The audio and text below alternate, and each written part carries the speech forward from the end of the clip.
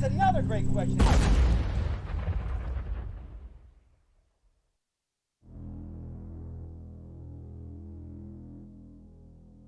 From the Gettysburg Museum of History Studios, high atop Baltimore Street, in a maximum security facility complete with central air, it's AG Today.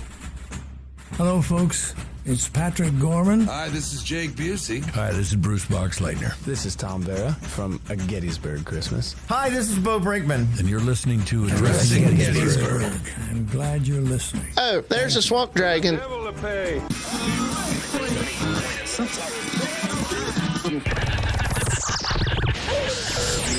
Did you say Ed Lincoln? Oh, yeah.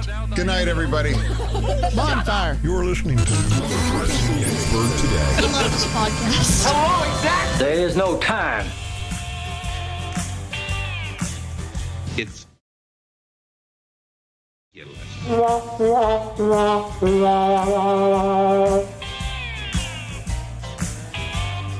Say my name. Shut up!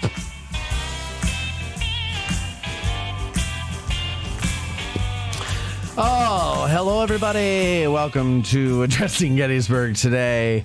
What a day. What a day it is. What day is it? It's Thursday.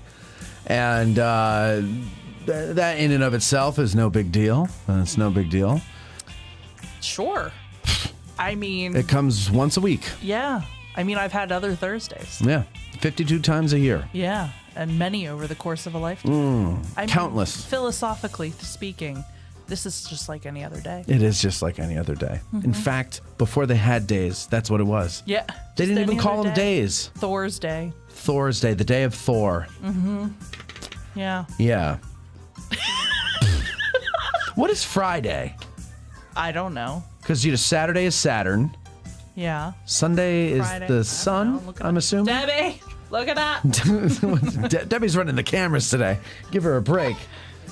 So, no, but whatever it is, we got other people back there that can Google it. What is it? Friday, I believe, is Frigga's Day. Friggas. Oh, those are delicious. That would be Thor's mommy. Indeed. So Thor comes first, but his mommy is after. Like, it should be the other way around, because she theoretically would have been born before Thor. Theoretically. Theoretically. However, it is Norse mythology. So Yeah, those almost Norse. anything could happen. Yeah, that's true. That is very true. So, all right, you want the wait. Let's address the elephant in the room here. Ezra, can you come in here, please? Here.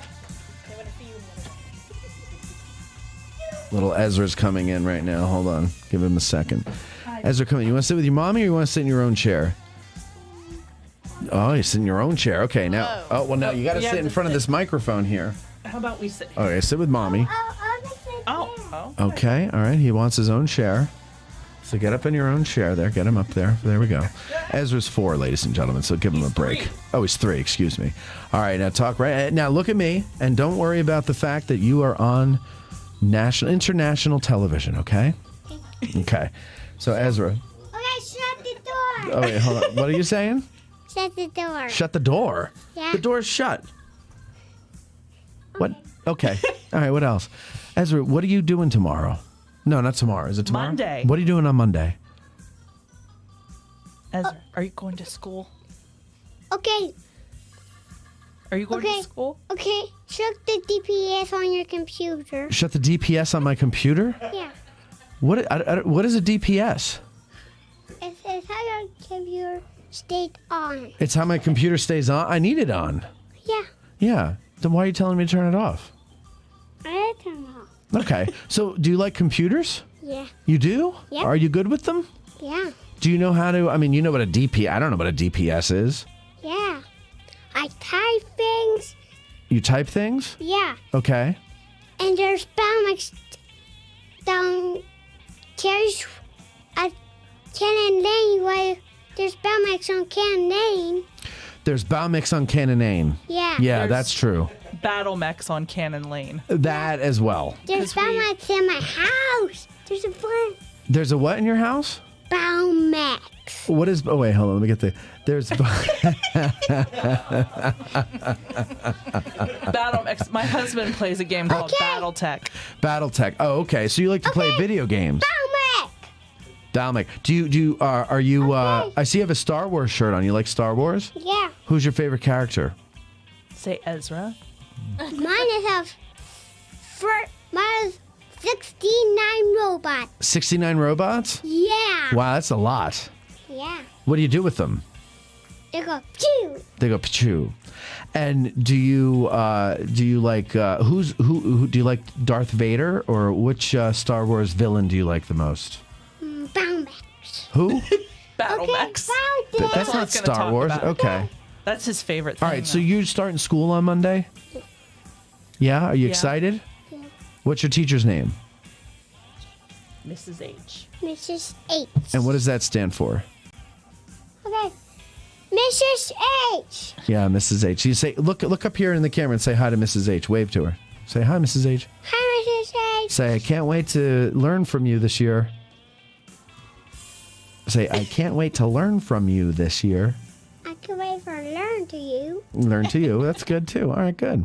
Well, Ezra, you have been such a delight to interview right now. I thank you very much for sitting with us. Would you like to sit here and listen to the show from in here? Yeah. Or do you want to go back and play with the girls? No, in there. You want to stay here? Yeah. Okay. So you just sit there and relax, and if you have anything to add to the conversation, just chime in, okay? All right. So This is dangerous. I was gonna say that. Oh, That might be a can of worms. anyway, I'm sure he'll do fine. So I got to tell you a story. Okay. Okay. So Cindy and I are looking for a place, right? Yes. Cindy, you might want to come in if you want to join this discussion as well, or you can go to Beth's mic or Debbie's mic, whatever you want to do. All right. So we're looking for. We find a place, a listing online. Yes. Okay. And we say we're interested in looking at this, and so apparently now, especially if you deal with a management company, you've got to fill out like a full application, and they do, the background check, your income, all that Okay. stuff. And Shh. what? I said chime in if you have something to add, not interrupt. You might want to turn the You want to go microphone take a off. nap? Okay, I'm gonna going to turn turn his your mic microphone off. off. But you just raise your hand if you have something to say. All right. So anyway, so we go, and what they do now is, like, before you can even look at the house, you have to fill out this application, and you got to pay an application fee, right? Mm-hmm. Okay, fine. Now, I've never dealt with management companies. I've always dealt with the owner one-on-one. Yeah. Okay, that's the way I like to do things. I don't like Well, middlemen. It's a lot more, makes you feel more comfortable about what you're getting into. Absolutely. And this management company did not help me assuage my lack of trust in management companies. I wonder why. Yes, and middlemen in general. So we go and we finally look at the place. Right now, it's like, what, 2:30 we're supposed to meet with them. And we're there for like 15, 20 minutes, I don't know. And then finally Cindy calls the girl, and she's like, we're here. And the girl's like, oh, yeah, the lockbox is hanging on the fence. Yeah, go, and here's the combo. Show yourself around. Give me a call if you have any questions, right? And so we're like, okay. So I go and I open the lockbox. I grab the keys. There's like 3 keys in there. I grab the keys. I open the back door. And I am just bombarded. Let's just hit in the face with the smell of cat pee. Uh-oh. I mean, I'm talking That's really heavy gross. cat pee. That's why she didn't want to be there. Who? The Yeah. lady showing you the place. She's like, I'm not going there again and having this on Exactly. my clothes. I have a Prob- cat, and that is gross. Yeah. Yeah, right. Well, right. See, that's the thing. Like, okay. So, like, some people, they have cats, and but they don't have houses that smell like that. No. Other people let their cats just Go everywhere. Yeah. There's some cat people that just give up, and their cats just rule the house, and there's like just cat droppings everywhere. So it's pee in the cat pee and desperation. Yeah, and loneliness. So anyway, we're like, wow, this is overwhelming. Now, I'm all excited about this house because it has a wood-burning stove, right? And it's like this intricate wood-burning stove system. The whole wall is brick. There's like big cubby holes for your firewood. There's a fan. like an exhaust fan in the wall that goes into the next room that you pull the chain and it comes on and it'll suck the heat out and throw it in there. So yeah, so like you could save a lot on your heating bills with a system like this, right? So I'm all excited about that because I hate paying utility bills because it's silly. And so I'm disappointed that that room smells like cat pee, right? Yeah. But we go and we look at the house anyway. And it doesn't smell anywhere else in the house, just there in that room. So we go look around. And we're like, okay, it needs a little cosmetic work, but that's normal. They hadn't gone in apparently and fixed everything up like they're supposed to since the last tenant left, right? Oh. So we're Are like, you okay. sure they're going to? Well, hold on. There's more to this story. And Cindy, jump in anytime you want. Cindy, come in here so that you can just join us from here. Yeah. That way, there's a lot of chaos back there. There's a little blue-eyed chaos back there. Sorry. No, it's fine. Mark's on his way. It's quite all right. Go ahead, Cindy. Put that to your mouth, and then put those on your ears so you can hear. All right. So, very serious. I'm sorry. I don't mean to. Okay. All right. So Sure, that was great. So now we have, okay, so just jump in whenever, right? All right, so now we're looking at the house. You know, it's got some nicks in the floor. There's, some of the paneling in the kitchen in front of the sink, the wood paneling, the floor is beveled up. So there was obviously some kind of spill there and the water got under it and everything. So we're like, well, that needs to be fixed. The tub. Horrible. Yeah. Not clean, horrible? Oh, just bad. Like needed re-enameling and, yeah. Grouting. Oh, no. Yeah. That would have been, bad. no. There were also, apparently it had new windows, but all the windows had condensation in between the panes. So, that's not a good sign. Yeah. And, but then there was a detached garage, which I liked the idea of because one bay in the garage, a 2-car garage, one bay had a huge wood burning stove. And I was like, I can make this my painting studio. I don't need to park in here. This will be great, So we called them and we're like, hey, the house is all right. Little cosmetic work needs to be done, except this overwhelming smell of cat piss is just too much. And she just says oh, really? Yeah, totally surprised. She hasn't been there, or she... So she had said she was, but then came back and kind of alluded to the fact that she wasn't. And it was the lady from the management company who had gone there and made the list. And she didn't have the list. Right. So that was the problem, is that she said, well, I have to get the list from the person who made it when she came in and cleaned out the house so that I can tell you what we're going to do to fix it. Oh, my Lanta. So I'll try to get that for you today. Uh-huh. Then we end up calling her back and she didn't answer the phone. Right. And so then we didn't hear from her until Monday. Okay. And then by Monday, we're like, well, she calls and says what? That they sent contractors in there and she claims that she had just come from it and nobody smelled anything. And we're like, bullshit.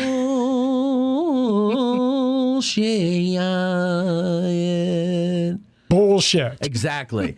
So we're like, well, it smells. And, are you going to do anything? Well, we're not going to pull up the carpet. The owner doesn't want to do it because nobody can smell anything. Okay, fine. Do you want to take the house? Well, not if it smells like cat pee. No, we don't want to take the house. Well, there's 3 other people, behind you, and they've already paid their fee to see the place, and it's not fair to them if we keep them. We only give you guys 2 days to decide. And we're like, well, I'll put it to you like this. If you could fix these things, we'll take the house. So, we're on the hook. We also paid the fee, so you're dealing with us right now. And she's like, well, I don't know if they're not going to do that. Next day, now we're on to Tuesday, right? Mm-hmm. She calls and says, or texts, I don't remember which one. And if I'm getting the chronology here wrong, just don't worry about it. So she calls and she's like, remember that when your anniversary comes up. Chronology doesn't work. No, I marked it on my calendar. Don't worry about it. So she calls and she goes, well, the paint. We just sent the painter over to see, about the paint job. Oh, well, wait. it was go ahead. It was because of the fact that the night before I texted that we didn't want to take it. You had shared the Facebook post, so you're kind of missing. Oh, I missed that part. Okay, part that was of on it. Monday. Yeah. Okay, so Monday, a realtor out in Fairfield who our listener Rich Snyder put me in touch with sends me an email and he says, "Hey Matt, this just posted. Maybe you're interested." And it was the house. That house. Okay. You got 3 people lined up, yet you just posted a new one on Facebook. Yeah. So I took it and I shared it on my Facebook page. And I said, if you're looking for a rental in the area, skip over this one. And here's why. Cat pee, this, that, and the other thing. The management company sucks. They're trying to tell us that we don't smell it. And then blah, blah, blah, blah, blah. And, and then. It's literally, it wasn't even a half hour later, I get a text from her that I'm in a meeting. And she says, "Can you call me now?" And I texted her back. I said, "I can only text. I'm in a meeting." So she says, "Okay, well, I just want to let you know we sent painters over."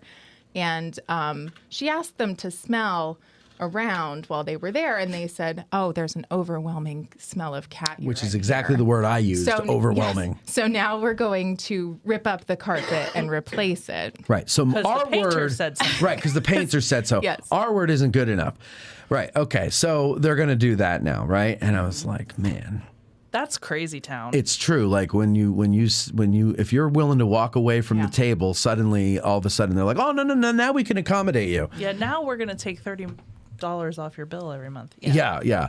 So all right, so then what happens after that? Well, then that was when you're like, "Let's get on a call with her." Right. So then we got on a call with her. And I'm not in the mood to deal with any of this stuff, right? Every time I've had to find a place, it was very simple. "Hey, you got a place? Yeah. You want a place? Yeah. Okay, good. Boom." And then we're in, right? Done. That's it. It's so much easier. So much easier when you deal with the owner. But these godforsaken management companies, I mean, it's just awful. So anyway, so we have the phone call, and I'm just basically saying, like, "All right, so you're going to replace the carpet." "Yeah, the painter smelled it." "I didn't smell it because I have cats," which is bull. Right. It's bull. Because the minute you leave your stinky cat house, You smell it other places. you smell But it she other also places. said she said she went, then she said she didn't go, then she all of a sudden went again and didn't smell it because the cats. Right. So there's all this. There's a lot of. And by the way, she says that she's in York. This is back on Monday now. She's in York. That's where she lives, right? This is in Fairfield. That's an hour drive, Yeah, okay? yeah. She's not going to drive an hour to smell a house. I'm going to go in and sniff for a Right. second. And by the way, and then go back. She also didn't send any contractors over to smell it either. Yeah. So, and I know that she didn't go and look at it because she didn't get in touch with Cindy until like 4:00, 4:30 in the afternoon or something like that because she texted her, Yeah. but she was supposed to call Cindy at 10 that only morning. happened because I bet you she saw your post. Well, that's what Cindy That's said. what I said. Oh, It 100. was less than 30 But minutes. Way too But my convenient. Facebook is private, and Yes. when you share a post, if someone's private, it won't let you see who it is. Because I know, because some people share Addressing Gettysburg posts, and I can't see who it is because they're set to Can private. you see what they wrote? No, you can't. It doesn't even tell you who it is. It'll just say it's shared. It says, been shared 67 times, and you'll go in and you can see the ones who are not private, but then there's private. So it'll be like, you'll see 63 of them, but why don't you see the other 4? Because those people are private. Interesting. Yeah. Yeah, that's kind of crazy. It's just, I think, but it's the timing of everything, right? right. Because It's then. too convenient. It It was. really is. Yeah. Well, but later on, we're like, we said, tell her we're not interested.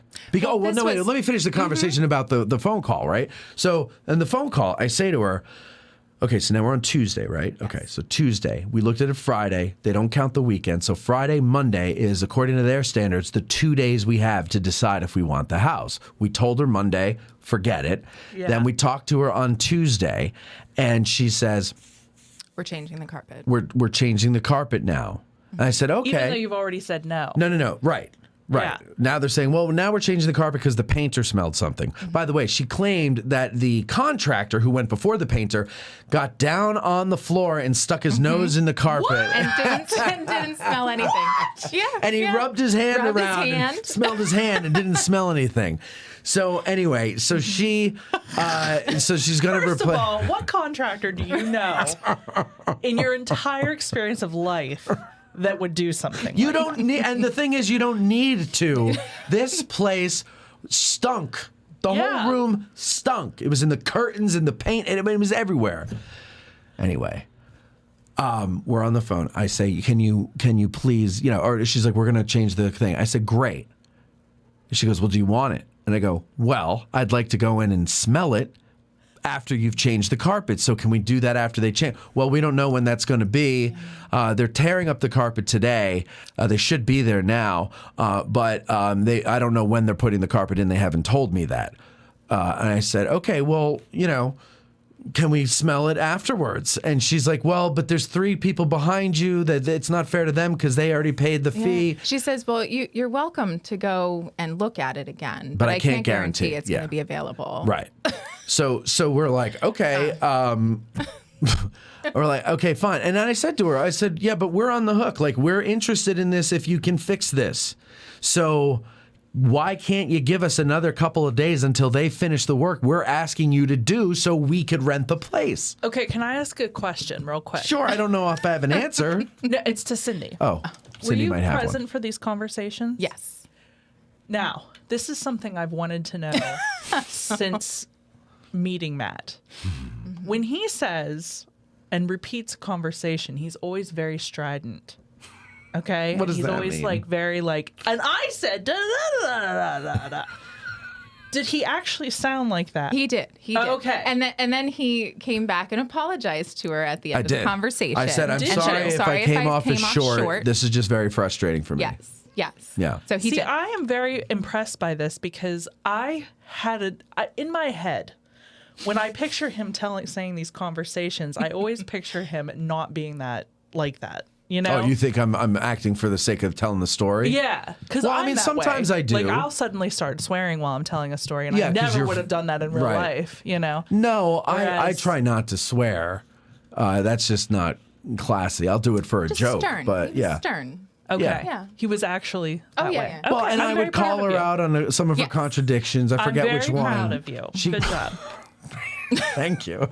So I forget what it was, but there was one thing she said, and I go, but before you said blah blah blah, yeah. and she goes, well, blah blah, and I'm picturing her sitting there with cotton balls between her toes, painting her nails, Yeah. not really interested in this conversation. She didn't Bonbons sound like it at the either. pool. Right, She sounded completely disinterested. right. Did Yeah. not Did care not to do care. business. No, Yeah. not at all. So we were like, well, she's not going to let us, Yeah. it's this high pressure, 2 days. You got 2 days, you got to let us know today. And then I said to Cindy later, Well, or afterwards, go ahead. Well, so she said, I will find out. Right. That's what she said. I'll find out when the carpet is going to be replaced, and I will call you guys this afternoon and let you know. Right. And then she didn't. But in the meantime, we were talking, and we were like, no. Forget it. We're done. Yeah. Right? Because not only that, but everybody that saw my Facebook post is commenting, skip it. Yeah, one don't of my do it. friends who's a property manager, she goes, even if they change the carpet and everything, it's in the floorboards, it's in and the floor. humid days, it's going to come out, and just you'll forget still it. smell Leave it it, alone. yeah. Right? Okay, fine. So we forget it, and we tell her we're done. And then what? Well, so she didn't call. I texted her, and I let her know we were going to pass. That was at night. Now, she doesn't respond to anything at night. So then the next morning, which is now Wednesday, I get a text message from her that says, do you guys want to come and see the house? And that's literally all she said. Yeah. So I responded back and I said, for what? And she said, well, the carpet's changed. And so I texted him and I said, well, isn't that funny? So now the carpet is all of a sudden replaced. Yeah. We can go see it now if we want to see it again. And so I just responded back. I said, we were waiting to hear from you yesterday. As I said, we're not interested, so we're going to pass. And she said, oh, I just didn't hear from the contractor yesterday. I'm sorry. So I then didn't get tell back us, in touch. right? Let us know. Didn't bother. Yeah. Right. They don't Yeah. care. But she's so Wow. concerned about these 3 other couples lined up behind us. It's not fair to them. But meanwhile, she treats us like we're a bunch of jerks, which we Yeah. are. No, so, you're not. no, I mean, yeah. Hey, Maybe a little bit. real quick, Debbie. Debbie? Outside that door, there's a man that looks like my husband. Can you let him in so he can get Ezra? And You mean take him home? downstairs outside? No, I think right outside the door here on the stairs. Well, he should be able to just come right in. Open the door and see if he's there. Anyway, so we had so then we decide we're done with this, right? Yeah. And that's fine. Yep. Because there was something about that company, the way they did business, that I just did not want anything to do with. I didn't want to deal with them Yeah. at all. ever again. I know. Because what if like the dishwasher breaks or you know something like how long am I going to have to wait to get that replaced? And that was another thing too, was about the whole maintenance thing. And I asked her the question, and I said, "So whose contractors are doing the work on the house now?" And she said, "Well, that's ours, it's the owners." And I said, "So if something goes wrong in the house while we're there, whose contractors Is this the fix same that?" contractor that didn't smell the cat Of pee? course. It is. And It here's is. the other No, interesting done. thing. Here's the Yeah. other interesting. The woman we were talking to, Brandy with an I, Brandy with an probably puts a heart at the top of it too. Brandy with an I, she is the representative of the owner. Okay, now follow me here. You got the owner, you got Brandy with an I, and then Brandy with an I is a go-between between the owner and the management company. So now I hate middlemen. I got two middlemen that I'm dealing with here now, right? So we're on the phone, you know, talking about it one night, and I'm like, I wonder who the owner is. So we look up the property, and we find the owner's name. He's one of these guys who's like, yeah, real estate mogul, man. And he's buy your house for cash. yeah, buy your house for cash. One of those guys. No. Right. Do it. And I took a course on that whole thing once. And the whole point is you find distressed properties, you fix them up with cheap material, right? And then you get a management company that handles all that stuff. And then, and then you move on and find another property and you replicate this all over the place, right? Yep. Nice work if you can get it. And you can get it if you try. Yeah. And I didn't try. But the point is, I didn't try because I was like, wait, I'm going to fix these places up with cheap material that I'm going to have to keep replacing, and these people are going to have to live in a second-rate home. Like, no, I'm not going to do that. And then the rent for this thing was $18.50 a month, right? Yeah. Ralph Siegel commented on my post on Facebook, and he goes, when we were looking for a place to rent before moving here, my wife and I looked at that place, and he goes, pass it, it's a piece of shit. So I was, it wasn't bad if if it was just better. The basement was great. It was.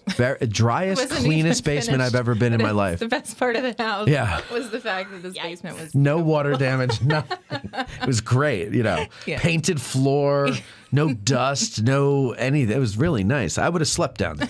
It was a perfect basement. But anyway, and then I gotta say, I gotta give kudos to a fellow named Chris Morano who saw it on Facebook, and he's a realtor here, and he contacted me, and he's like, I might have a couple places coming up for you, So I'm gonna keep talking with him. We might find it out. And then also Sharon. You put me in touch with Sharon, and I already knew her. I didn't realize that we had already met before. She's friends with my friend Chris. Okay. And so she told me about a place that might come available too. Yeah. So there's a couple of things that are possible, but it's tough out there. If any of you watching at home, if you're looking to move here and you want to rent, it's tough. And I'd advise you rent first because you got to get to know the area and you got to figure out where you want to live. So rent. So that, you can kind of just breathe easy. You don't want to buy a house and then hate the area and now you're stuck with this house. So rent and everything, but it's tough. It's a hard time. Dustin was supposed to be coming down here. His goal was to move here in March to be the producer of Addressing Gettysburg. And he's yet to find a place. But he has 6 people. So it's a little harder. But that is harder. Yeah. But I gave him 2. I gave him Chris Morano's number too, so maybe he can help him. And it's tough. It's tough. But anyway, there's places in my neighborhood that are for rent, but you poo-pooed. No, I didn't poo-poo. East of I did not poo-poo. I said no. I did there was not. poo-poo. well, so he did mention that though. So Thank you. Thank you, dear. So it's a possibility. Thank you. Oh my God! If you moved into the neighborhood, we could go for walks and stuff. Because I don't have it. I have one person to walk with, but we have opposing See, schedules. There you go. And so it doesn't work. It couldn't hurt to look. It couldn't hurt to It look. wouldn't hurt, honestly. Yeah, So it would be really cool. pass them along. Okay. Yeah. All right. It's a nice neighborhood. Same goes for apartments, people, because I'm still looking. Yeah, so Debbie's still looking for an apartment. She looked at one today, but we don't have a definite answer, yay or nay, on that one. So yeah, anybody that I'll put you in touch with Chris too. Who knows? Maybe Can't hurt. It can't hurt. All right, so some great news here, ladies and gentlemen. We have not only reached but surpassed 2 million downloads. I mean, can you believe that, ladies and germs? 2 million.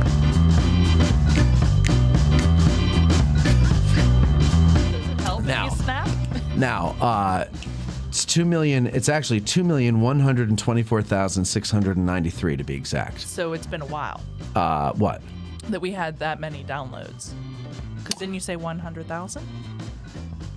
2,124,693. It's been a while. Got it. Since what? Since you it hit 2 actually hit 2 million. It's been 124,000. Yeah, we hit we hit 2 million about beginning of the month. Which now, so we hit 1 million total downloads last August. Nice. So in a year, we did another million. That's awesome. That is awesome because it took us 3 years to get that first million. Hey, Matt. That is good. That is good. So I'm going to applaud myself for that one. But not only am I going to applaud the rest of myself, us. I have people to Just been thank. sitting here. Look at my list of people to okay? Ye of little you. faith. All right, so listen. There are many people that I have to thank. Not like I wanted an Oscar, but seriously though, all these people contributed to it. If you want an Oscar, you have to unfold it from your pocket. Oh, right. Oh, I'm not prepared.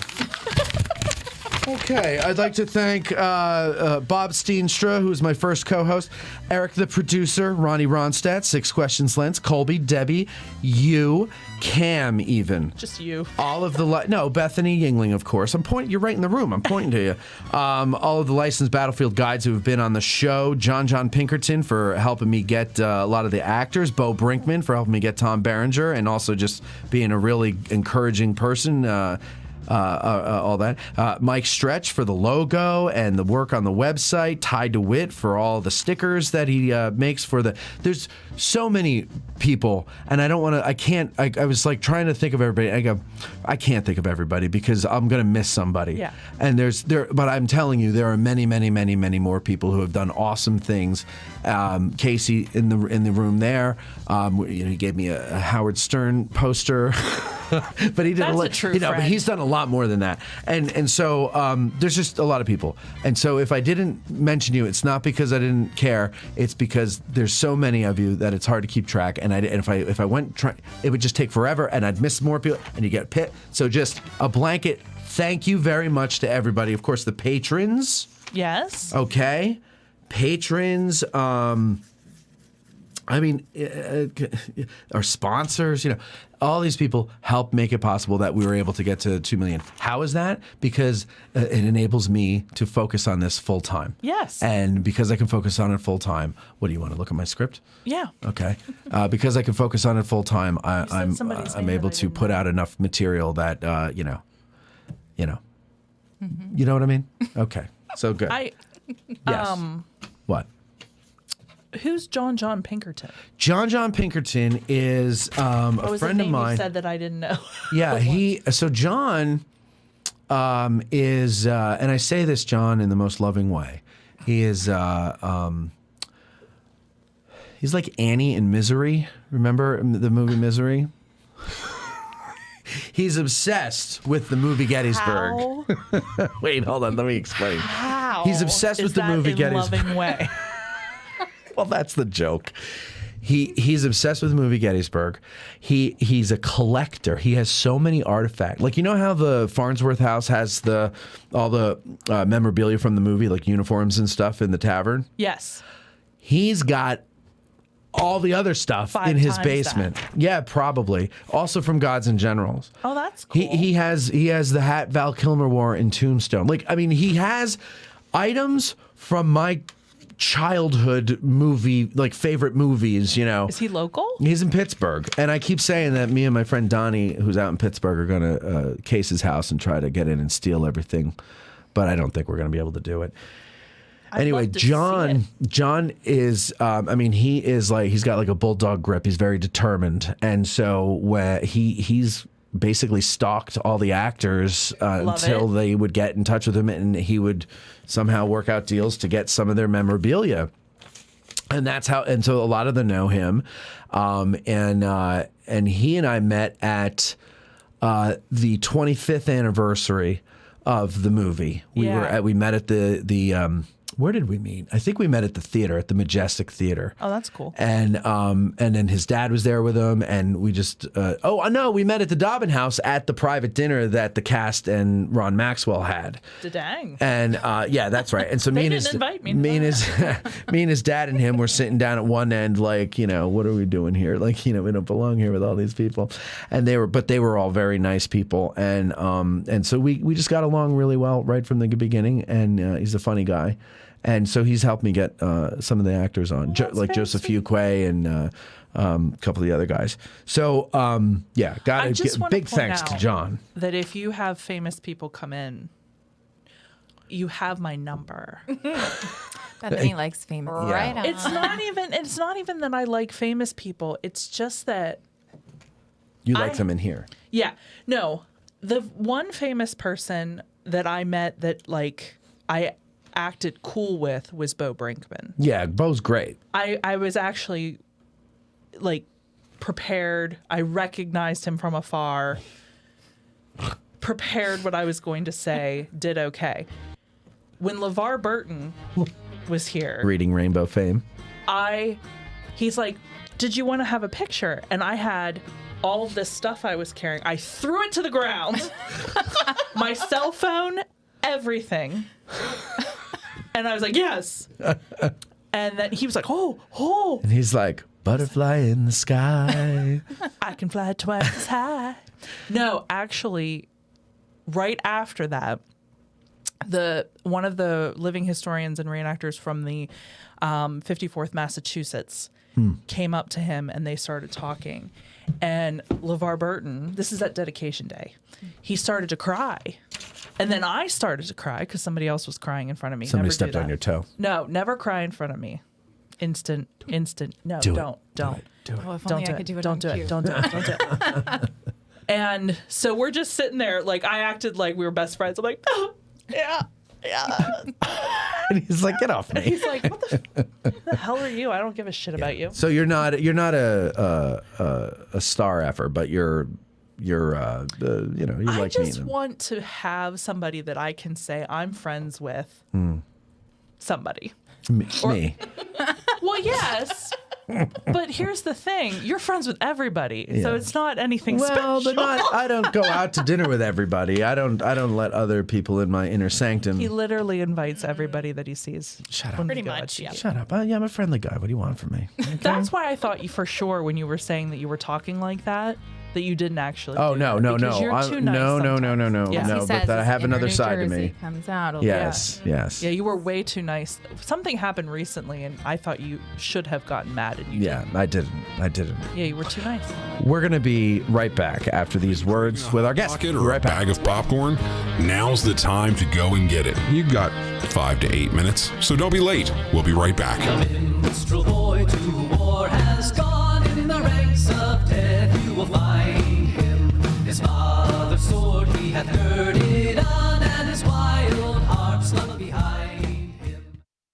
Want the freshest cup of coffee in Gettysburg? Then visit Bantam Roasters, formerly 82 Cafe at 82 Steinway Avenue. They roast all of their coffee in-house, and they have a full coffee bar to keep you caffeinated during your trip. Visit them at www.raggededgerc.com for their menu and shipping options for all of their freshly roasted coffee. Use promo code Hancock for 10% off your order in the cafe. Enjoy historical stories on the History Fix platform. Explore movies, short films, and documentaries. Addressing Gettysburg podcast fans receive an extra $5 off the first year's annual subscription. Sign up at historyfix.com and use promo code Gettysburg. Every subscription includes a 7-day risk-free trial. Escape into history with History Fix. This episode of Addressing Gettysburg is brought to you in part by me, audiobook narrator Mike Scott. Narrator of Savis Beattie's Bloody Autumn, the Shenandoah Valley Campaign of 1864, and Unlike Anything That Ever Floated, the Monitor and Virginia and the Battle of Hampton Roads. If you are an author or publisher interested in having your titles produced as audiobooks, or even just in learning more about the process, give me a shout. You can find my contact info on my website, MikeScottVoice.com. That's MikeScottVoice.com. The 1863 civilians of Gettysburg were reluctant witnesses to the Great Battle. Join Ken Rich, the man in the red shirt, for his historic town walking tours. You could book these tours by emailing ken@gettysburgtownhistory.com. That's ken@gettysburgtownhistory.com. And when you're in town, look for the guy in the red shirt. And Civil War Trails. It's the world's largest open-air museum, and they offer over 1,300 sites across 6 states.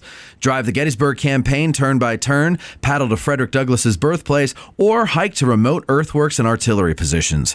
Visit civilwartrails.org to request a brochure and explore their interactive map.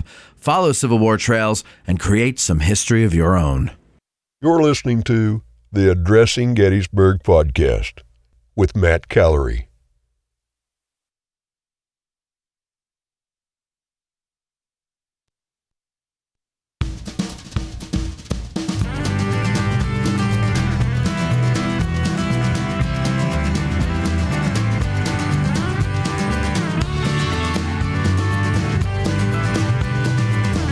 Seems like we haven't seen you in forever. Welcome back to Addressing Gettysburg Today. Here's Matt. They're taking this stuff. Oh, it's so unnatural, and this is going to look horrible, and this is bad, and how can they do that? That looks slippery, and this looks bad, and that's a bad color, and oh my God. Thank you, Veronica. By the way, so some of you may be saying, "Where's Ronnie? I thought she was supposed to be on today." She had a work emergency, as she called it. I talked to her for quite a while. Did you? Yeah. Apparently there was a meltdown of a defendant that she was defending, and so she had to do whatever that is. But anyway, ladies and gentlemen, with us is a guest who is behind something that you have heard us talk about many times. We go there quite often. It's Matt's favorite place. So often that rumor has it that what she's going to announce today was inspired by me and how often I spend time there. We have Judy from Savorhood with us today. Hello, Judy. Hello, Matt. Welcome. We've been talking about this for a while. I love Savorhood. I go there a lot. Here's what's so great about it, and tell me if you think I'm wrong. What's so great about Savorhood is that if I have a family of 5, let's say, or I have a group of people after we do a show, and we're like, what do we want? Well, I could use some pizza. Nah, I'm in the mood for barbecue. No, not barbecue. You know what I'd love is a cheesesteak. Or how about Mexican? No. It's all there. Mm-hmm. And then we say, well, why don't we just go to Savorhood? And we go to Savorhood, and then everybody can kind of go wherever and get whatever they want. And then we sit at a table and we talk and we eat and everybody's happy. Nobody is unhappy with their meal because they have all the things to choose from. And then there's dessert. You can have ice cream from Mr. G's or cookies. Cookies from you. Yes. That you make. Homemade cookies. Yes. Judy, tell me a little bit. Do you actually make them yourself? Well, she's behind the making of them. I do sometimes. I have a staff of bakers that help. Okay, because after this is over, we're going to talk. Okay. Because I suck at all baking things. So No, you do really well with the cookies. We'll get you. Okay, thank you. I appreciate that. So how did you come up with this idea for Savorhood? Well, it was my husband's idea. Okay. I have to give him complete credit. But we are originally from Denver, Colorado, and we own a chain of 3 pizza restaurants there that operate in food halls, just like Savorhood, all through Colorado. And in the West, Colorado, Arizona, California, New Mexico, Texas, they're very popular. Yeah. For all the reasons you stated. Right. And so we were kind of surprised when we moved to Gettysburg with the number of tourists and the number of people who just come for the day just to drive through Gettysburg, even if they live in New Oxford or Hanover and they just come here, that there wasn't any place like this. And I'd never heard of such a thing until you guys came around. Yeah. And I remember when they said, somebody bought the Pike and it's going to be a thing where, there's all types of food, like a food court is what people were likening it to. And I was like, food court? Like, I don't understand. Like, how could that? Yeah, I know you shudder at but like, I couldn't imagine it. And then once I walked in, I was like, believe it or not, I'm walking on air. Like, it was the greatest. It was the greatest thing in the world, for a fellow like tell me. that We Matt see a likes lot. going there. Yeah. As a matter of fact, Matt's a regular for sure. Oh yeah, absolutely. Do you have your own? Oh my gosh. We need to make a bench with his name on it. Well, wait so until we I can die. sit on his name. Like a memorial bench. Wait until I Yeah. die. Let me die first, and then, Well- or we well, could fake my that's gonna death. be a- as heck. That's going to be a long time. Why don't we do How it do you know? now? And then You can enjoy it. It's like What? always there. Okay, fine. All right. Well, let's do. Well, we could Can we do a pre-memorial bench for me? Yes. Okay. It's not a memorial bench. In it's pre-memory honor. of our number one customer, Matt. I mean, really, you must have other regulars there, right? we do. As Yeah. a matter of fact, I see the names of some of them on your walls. I won't rat them all out here. But, very nice. Very nice. Yeah. We've been really well embraced by the community. Yeah. And a lot of people come in frequently. And now let's talk about your cookies for a second because they're delicious. Thank you. And I'm not a big sweets guy, but I love your cookies. Yeah, they are good. They're like just perfect, but they're also very creative. Mm-hmm. Cashtown Campfire. Tell us what's in that one. Maple, bacon, and butterscotch.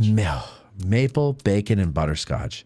Because when we think of Cashtown, we think of maple, bacon, and butterscotch, right? Well, totally. But the bacon is what the Cashtown Campfire, and then it's kind of like you're eating, A campfire. Well, campfire. Camp food. Well, part of the reason we come here is because I'm a history nerd. I'm more than that. I have a PhD. I'm a professional historian. And you're studying to be a guide. And I'm studying to be a battlefield guide. I did not know Right on. this. Yes, This I is am. a whole new side. Yes, I am. of I you. was loving your library out there while I Yeah. was waiting. But yeah, so the way the Gettysburg Cookie Company actually got started is I came up with the names of the cookies first because I wanted them to be so Gettysburg centric. Yeah. And then I kind of went back and forth, like, okay, if I want a cookie named the Peach Orchard, what would go in a cookie that you call the Peach Orchard? And then I came up with the ingredient. Yeah, no, right. So it was kind of a back and forth, but somebody suggested that I put bacon in a cookie. And I thought, I don't know what I would put. Like, what would I call that? And right about that time, I was reading The Devil's to Pay, John Buford at Gettysburg, and he was talking about how he knew he had the whole Confederate army in front of him because of the number of campfires he counted in the Cashtown Gap. And I went, the Cashtown Campfire, that would have bacon in it. Yes. And so... Because you smoke bacon and then, It's wonderful. And it is good. And, you put bacon in anything, it's good. And that's the thing. People don't realize bacon can go in anything. It can. It's wonderful. Yes. A lot of people put it in chocolate chip cookies. I have had that before, and it's very good. Well, I started my cookie with chocolate chips in it. It was originally maple, bacon, and chocolate. There are lots of recipes online on that, and I kind of modified those. But I didn't like the chocolate and maple and bacon flavors altogether, so I kind of trashed the cookie and thought I just won't serve it. And then woke up in the middle of the night and said, butterscotch. I bet that would be good. Yeah. And I just replaced it with butterscotch and with the maple and the bacon. And then, of course, I substitute half the butter for bacon grease. Nice. So that's smart. Yeah, it's very That's good. smart. The butterscotch is such an underrated, almost forgotten. What would you call that? Confection? Yeah. Or is that a confection? Yeah. Yeah? It's No. very hard to find the butterscotch chips. I mean, that is my hardest ingredient of all I have 9 different varieties of cookies, and butterscotch chips is the one that I'm always tearing my hair out trying to find. And it's hard to find butterscotch Might have even a like place. in the supermarket too. Like, I mean, you do find it, but it's not. But I wonder, like, I remember as a kid, and everything as a kid tastes fuller, because you're not old. But like as a kid, butterscotch had a very robust flavor to me. Now when I have it as an adult, I don't know if it's just my taste is desensitized or they don't make it as potent as it used to be. Do you know the difference between caramel and butterscotch? I did. Wait, is it butter? It is. Yeah. Is it butter? Because all butterscotch is caramelized sugar with the butter, and that's what gives it, I think, that more robust flavor. Caramel's That's good, but it? it's very sweet. But the butter gives it that little that oomph. awesomeness. It's the type of butter. Maybe it is the type. Maybe they're not using the same type of butter anymore. I don't know. But Our cows are tired. Well, and you know how They're they've tried to do more with butter to make it less fattening. Yeah, right. You know, all this so they're other not stuff, using so it like might be full the same fat thing. butter, Yeah. maybe. Yeah. I don't know. But I don't know. It's really good. It's so But good. there's full fat butter in my cookies. Yeah, good. All my cookies have all full fat butter. Oh, you can tell because there's so much flavor to them. Yeah. I love what's the lemon one? It's called the Eternal Peace Light. It's lemon with a hint of lavender. So I saw lemon when I first went there and wanted to try a cookie, and I just saw lemon. I didn't see the lavender part. And so I'm like, I love anything lemon. So I got one of those. And then I'm eating. I'm like, lemon, but there's something else. There's something else going on here. And then I went and looked at the description, lavender. I would never. So this is why you have a talent here, because I would never be able to. By the way, if you're on the phone, stay there. Don't go anywhere. I would never be able to figure out. Well, what if I take this and I put it together with some of this, and then whatever, and then do it. Like, did you learn that, or did you just have a knack for that? A little of both, I guess. I don't really like boring cookies. I've never been a chocolate chip person, although my chocolate chip cookies at the Gettysburg Cookie Company are delicious. They're very good. But, I've always liked the unique. And when my daughter was little, she's now grown, but when she was little, I had cancer, but I also had a 3-year-old. And so I had to learn how to bake all natural, unique, fun things that I could eat as someone who's trying to eat healthier and all natural, right. but that a 3-4-year-old would love. And so that's when I kind of started experimenting with different flavors and how could I maybe throw something that might be a little more healthy, like oatmeal or apples or something, into something that a kid would eat. And so that's kind of when I started experimenting. Is it true that cancer feeds on sugar? Yes. Okay. So if you ever get it, cut sugar out. Unless, and except help. my cookies. No, Except for no, I'm kidding. I'm kidding. That is true. Cancer feeds on sugar, but it's the number of grams you eat, and there's so much hidden in other things that it's not just cutting out sweets. It's really watching the whole deal. Okay. Everything. Go I ahead. will say about your chocolate chip cookies, and this is the best compliment I can give. My husband, who is the pickiest eater in the history of eaters, actually went and got a chocolate chip cookie, ate it. We got home, and then I said something about making cookies, and he said, that cookie at Savorhood, I think that's probably the best chocolate chip cookie in town. Wow. Yeah, I'm there you go. flattered. There you go. That you can't get better than that. I am flattered. We have another person who wants to talk cookies. 6 questions. Lentz is on the phone. Michael, what do you want to talk about regarding cookies? Well, I just want to say for sure, I love that Peace Light cookie. It's one of my favorite things in Gettysburg right now. So I just wanted to compliment on that. Great. What convinced you to come out and try to become a licensed battlefield guide? Oh, well, my goodness. I taught Civil War history at the University of Colorado for a number of years and had been bringing tours to Gettysburg from Denver before we moved here, and always had to, of course, hire a battlefield guide, and just loved it. I call people here in Gettysburg, myself included, the crazy Gettysburg people. And they're the people. I'm guessing you're one of them, and they're the people I named my cookies for. They're the people that when they see the Eternal Peace Light know exactly what I'm doing. Well, and you mentioned the Cashtown campfire. When I first saw it, I knew exactly what you were talking about. The campfires that Buford and all those guys saw. Yeah, right. Absolutely. Right. Devil's Den, blah, blah, blah. So, those are the easy ones. So, but my very first entrepreneurial endeavor back in Denver was a history tour business. It was called Denver History Tours. And so I have experience as a tour guide. I have experience giving history tours, and I'm a crazy Gettysburg person. So it seems to me to be kind of a natural to be a licensed battlefield guide. You're 39 years old, but you've done so many things. You're so sweet. You're so sweet, Matt. Thank you. Sweet. But you've done so many things, though. I mean, talking to you and Steve when I come in, and we had a business like this back in college. It's like, Jesus, when do you sleep?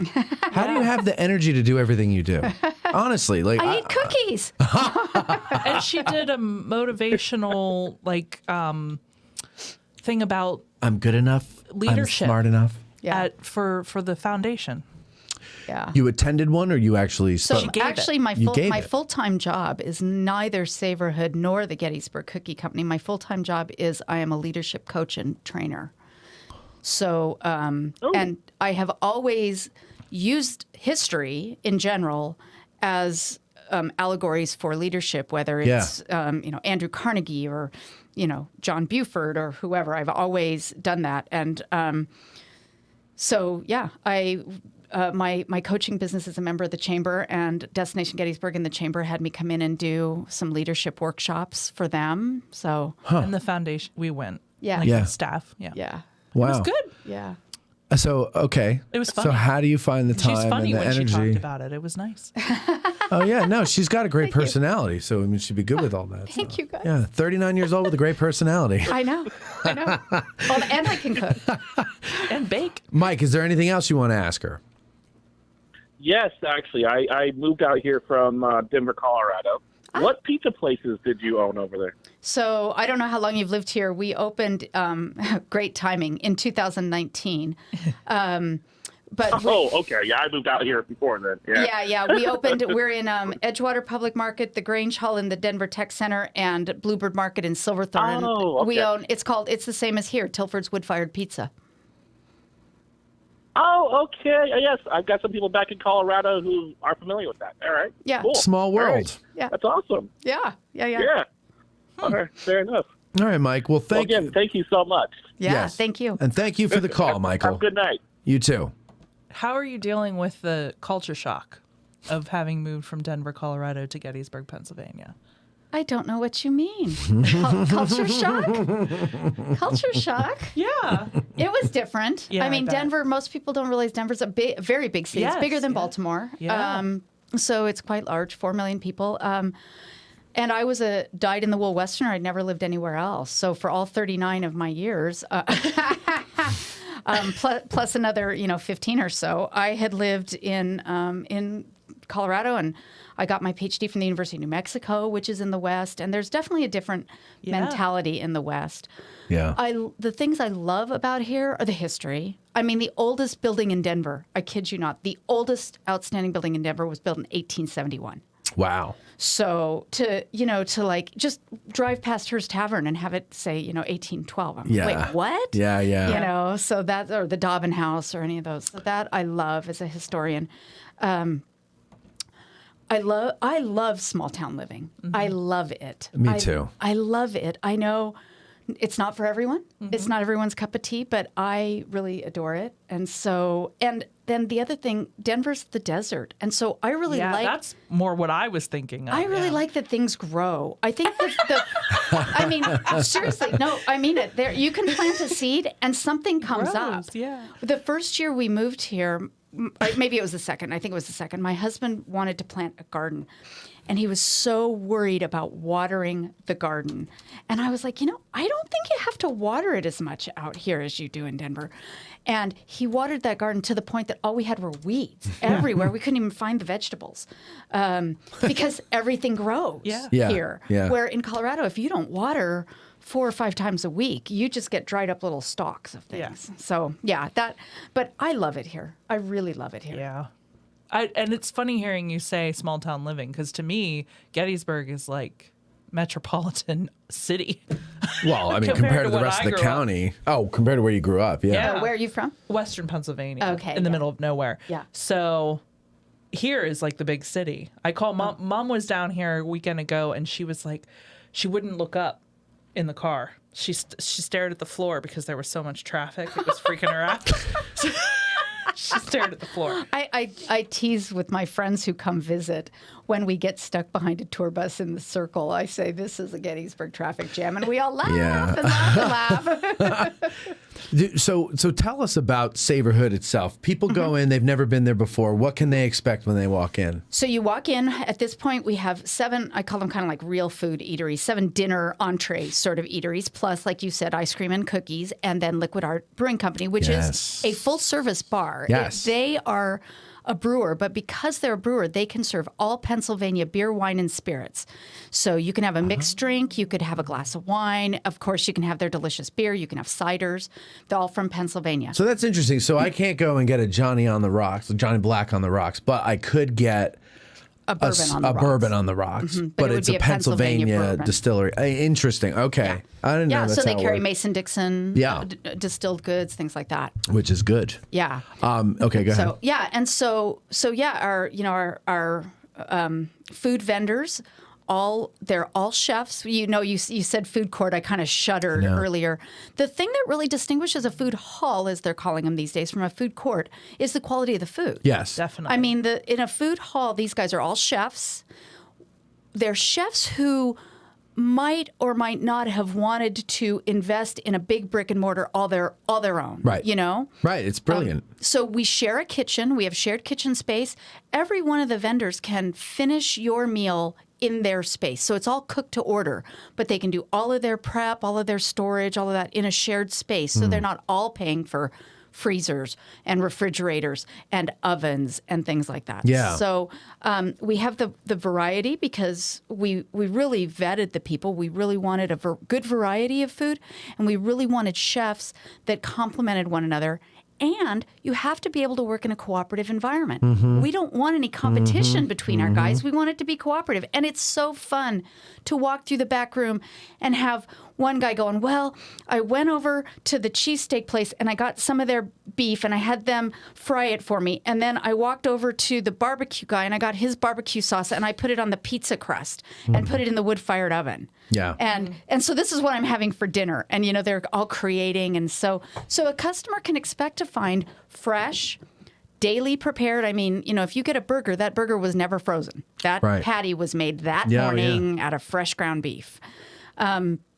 So they can expect that. They can expect it quickly. Our ticket times are between 10 and 15 minutes. I have to say I've gotten very spoiled going into a regular restaurant. I get annoyed when I have to wait to be seated. Yes. And then I get annoyed when I have to wait for my water. And then I get annoyed when I have to wait for the server to come take my order. Yep. And then I get annoyed waiting for my food. And then I get annoyed waiting for the check. Speaking of the choir, And I'm telling you. and I think, I don't know if I'm just conditioned to the food hall life now or what, but I love that I can walk right up, give my order, my food's done in under 15 minutes, and then when I'm ready to go, I can go or stay as long as I want. Exactly. Well, you can't stay past 9 o'clock, but Not past yeah, no. But if I want to as sit long there as and it's chat open. as long I usually don't eat at 8:30, so I'm usually one of those 6:15 people. Welcome to Matt Calorie. What? Every time I've eaten with you, it's been at like 9 o'clock. I know we've kicked him out a couple times. Yeah, the other Believe night me, I was there. with him probably. I know we've had to be like, hey Matt, could you put that chair up on the table as you're walking out? Yeah, and throw your garbage out.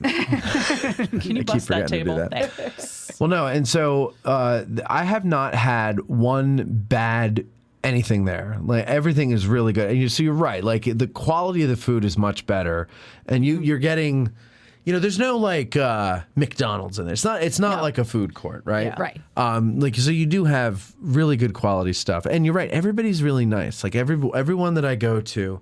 Now my go-to is the Latin fusion place. Oh yeah, they're great. They are. They're really nice, and I love the rice bowls. Me But too. every once in a while, I'm in the mood for something else, or I just like to spread it out, you know. And the pizza is my second favorite. Cheesesteaks are really good. Yeah. The burgers are great. I mean, you really can't go wrong. The only thing I haven't tried is the potato place, and it's nothing against them. It's just that I tend to be more of a protein guy than a. Yeah, I've had the potato place. Oh, and then Debbie, you got those crab nachos once. Remember? Oh, not once. We got them a bunch of times. Those so are great. good. Yeah. So good. Yeah, it's really good. Oh, well, of course. I'm starving and we're talking about it. Of course we're going there. What are you talking about? Well, that's good news. Yeah. Oh, what's this? What is this now? Show us. That's good news because we have just started a loyalty program. Right. And Inspired by what? Inspired by you, Matt. Me? Oh. Inspired by Matt Calorie and Addressing Gettysburg. Amazing. Because all of the loyals who come in. Make his and head so we have just started this loyalty program. You can sign up at any of the vendors, but then it's good at all of the vendors. So let's say you get a cheesesteak tonight. Okay. You'll get loyalty points. Yeah. But then let's say afterwards you come by and get a cookie because you have to. Which I will. You'll get more loyalty points. You don't have to just be at one vendor. It's any vendor in Wow. Savorhood adds to your collective pot of loyalty. Now, is this retroactive too? Can I go back to all my? Oh my God! I know. Or do I start with like 100 points? You know, I know. As someone who's eaten there 3 meals a day, 7 days a week for 5 months, I wish. But Yeah, right. no. But Can you preload his card? With That's like what, just give me 50 100 points or points. something? Yeah. Well, actually, if you sign up this week, you do get I'll be signing up tonight. 50 points already preloaded. Oh. But I am here to present to you. You don't Go to actually camera 3. need a card. Oh. But I've made this lovely card Wow, a for gold you. card. A gold-plated Savorhood let me loyalty show. card. Sorry, come to camera 1 again. I'm sorry. I'll show the camera there. People are going to love this. This is amazing. That is Look at high-tech that. graphics at its best right there. I love it. I know. I'm gonna frame this and put it on the wall here. This is Please great. do. I'm going to. This is my. So I got the first and only Number 1. number 1, and it's a gold card. And it's a gold card. It's just not for spray you, Matt. paint. No, it's not spray paint. It's one of those markers. It's Sharpie. I have the Sharpie in my purse That's if you want it awesome. to touch I've up. got one of those in here, right here. Look. There you go. Like that, See? yeah. There you go. Oh my God. That's great. I love it, Judy. Thank you very much. I am going to frame this. People can be like, what the hell is this? I know. That's awesome, though. Okay, so you don't actually need a card. You would just put your phone number in. Yeah, right. it's all with your phone number. So when I go there tonight and I go in and order whatever I'm going to get, it's going to ask me if I want to enroll. It'll say join. It'll be at the end of your transaction, so it will add that transaction. But you've got to get all the way through, and then it'll ask if you want a receipt, yes or no. And regardless of what you answer on the receipt, then it'll say, "Do you want to join the loyalty program?" And you just enter your phone number. Okay, great. Let's see. Marie Bingaman says here, we've been to Savorhood twice and have loved it both times. Pulled pork on a wood-fired pizza is da bomb. That So is there a you good go. one. And Yeah. the pork on the potato thing too. Oh, see, I That's haven't my tried the favorite potatoes on the yet. potato skins, the pulled pork potato my skins with Sounds the good. beer cheese sauce on the Ooh, side. beer cheese I didn't sauce. do the beer cheese. You'll have to get that Get the tonight, side of beer Beth, and I'll cheese. take a little bit That's of it. So, Well, okay. Gene Hutchinson says, oh boy, I've got to check out cookies at Savorhood. That's right. You really do have to go to Savorhood. Are you worried that you're going to put everybody else out of business? Am I worried about that, or is that my goal? I mean, you're going to... No. I mean, it's not your I'm goal. I know kidding. it's not your Not goal. my goal. No, we're not worried at all. I mean, I get that we aren't for everyone. There are absolutely places for the sit-down dining experience. People want that. We've got great restaurants in Gettysburg. That's part of what I love here. Yeah. We and believe me, I don't eat every meal at Gettysburg or at Savorhood. There are plenty of restaurants that I love here, and so no, I don't think so. I think that we are really good for the situation that you address, Matt. You've got a group of people, nobody knows what they want. Yep. Even a couple, my husband and I go round and round. What do you feel like? Well, I kind of feel like a burger. I don't want a burger. How Right. about Chinese? I don't want Chinese. Yeah. You don't have Chinese there, though. We don't have Chinese. We are actually looking. If anybody out there wants to start a Chinese restaurant, please get in contact. We have a space. Or like a hibachi. Yeah. Like a Japanese. Oh my Yeah. gosh, yes. I know that. Yeah. That was a good one. Unfortunately, that one didn't make it, and that's that's why we're looking for Asian. There you go. Well, there are two things that I love about this whole Savorhood thing. One is if you are a person who is looking to get into the restaurant business, but you don't have the capital to do it, Right. Yes. but you have an idea. This is a great way to see if that idea is going to work. Case, which we've been talking about, right? Yeah. Yeah. And the other thing She already is, shot down my idea, though. I deal a lot with bus tours at work. So, the bus tour, going in. Absolutely. There's nothing worse than being on a bus tour and then they stop at somewhere like McDonald's. Right. And you're in line for 7 years. Forever. And you can't even eat before you have to get back on the bus. even eat. And so now here's an opportunity that the food is fast. Yes. I mean, it's always really on. I can't snap. Yeah, I I noticed. can't either. I've never met Really? anybody else who can't snap. Well, look at this. And then everybody's witnessing it all around the world right now. two non-snappers. No non-snappers. What Yeah, I don't can't you do- understand? I can't. It doesn't make the noise. Really? Yeah, my thumbs You aren't strong enough gotta or something. push harder. I guess. I always thought it was because my thumbs were double jointed. Well, who knows? The point. That's not the point of Anyway. the show. We don't care about your. You double literally jointed. have I talked know, about the that most was my- inane things in the face of the planet, and you're yelling at me about telling Well, I'm people I warming can't up. snap. That's how I warm up. What do you want from me? All right, so But, you know, continue. you hit the nail on the head. That's exactly the point with bus tours. We we really are. As a matter of fact, I went this morning to the Destination Gettysburg, did a class on how do you build relationships with the tour operators, because Right. we're perfect for them. We have the 3 parking lots. We've got the drive around that you can go up around the building. So we've got easy parking for buses. We're quick. We've got all the variety. It really is, a great place for people who don't know what they want to eat. And you're right. Like, it doesn't replace, like the atmosphere of, say, the Farnsworth House or the Dobbin House or something like that. But when you're in the middle of the day, I'm thinking, like, if I'm a family of 5 and we've got like a full itinerary going for the day, right? We want to do this, we got to do that, we got this reservation at 2 and that one, but we got to get lunch. Where do we go? We go to Savorhood. Everybody scatter to the wind and get what you're going to get, or you can order off your phone, right? You don't have to go to the individual kiosks. You can go right on your phone. You just grab the QR code, and there's the whole menu. So, if you're a family, obviously, if you got 3 kids, they don't have their own money because they're kids, right? So you're going to have to pay for it anyway. Instead of chasing them around to 5 different places, you can order right through the phone, right there, pay all at once, boom, and then you get a text saying when everything is done, right? Absolutely, Yeah. absolutely, and it all one transaction. Super convenient. And one thing we are starting that we wanted to get up and running a little bit, but now that we've been up and running and we're hearing feedback, we are offering more kids options. I mean, the grilled cheese had been one that unfortunately is no longer there, but Tilford's is looking at doing a half-size pizza for kids. There you go. That would be lovely. So that we have that. We're looking at doing a smaller order of fries, because right now our fries, I mean, they're $8, but they're ginormous. huge. They're overflowing. Yeah. So I think they're the best fry deal in town, but we've gotten feedback that they're expensive, and I know why, because nobody can eat that many fries.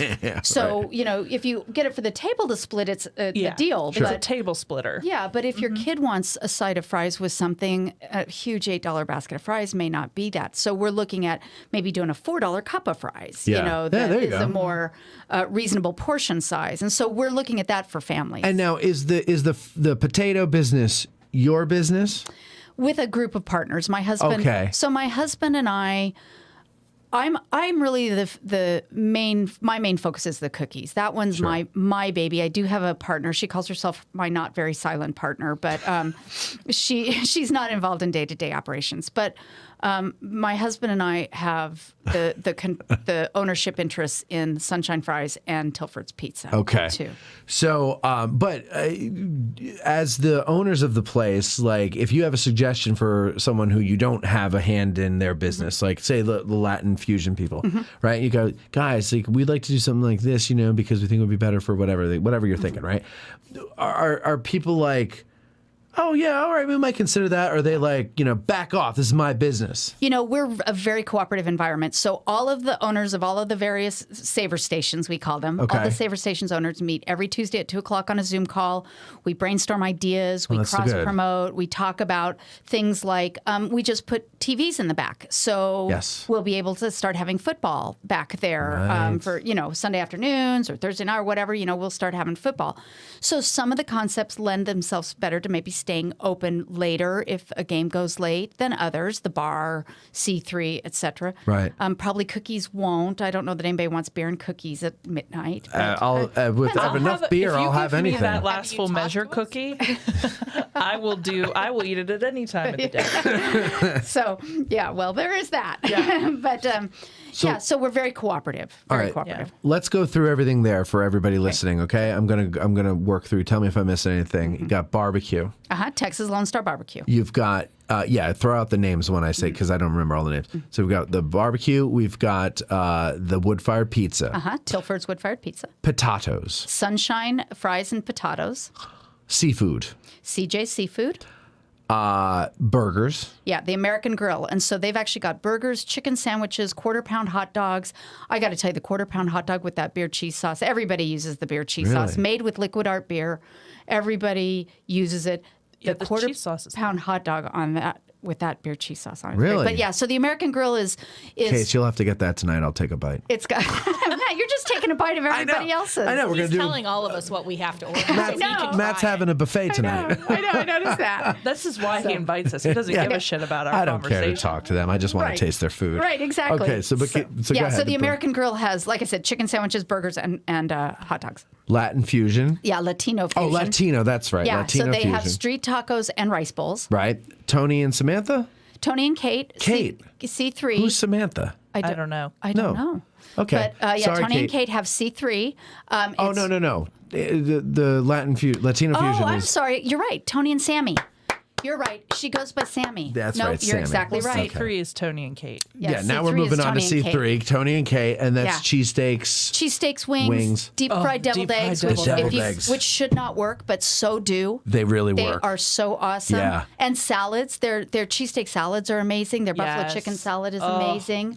I haven't had their salads. Yeah. So those I are didn't the know there were salads Tony, there. if you're listening, I need you to make that mac and cheese that you used to make. Is this Tony Hill from C3? Yeah. Because we've also got, as we just pointed out, we've also got Tony Yeah, no, Alvarez this is from Tony Latino Hill. Fusion. Yeah. Tony Hill's mac and cheese is like Nirvana on a plate. Oh, I haven't had that. Oh my I've god! been trying to get Latino Tony to make his rice bowls as a burrito, but he says, good idea. "Yeah, I know," and he's like, "I don't want to do it though because we try to do gluten free, and so they don't make corn tortillas that big to make a burrito." And I said, "So what?" I said, "I'll go and buy you a bag of spinach burrito wrapper, tortilla." Out west, we call them tortillas. Yeah, that's what we do here. So I'll go get you one of those, and you can just try it. Just try it on some people, see if they like it. And he's like, "Yeah, but it's still made with wheat," and I was like, "Ugh." So there we go. We can't What do about that. the cauliflower ones?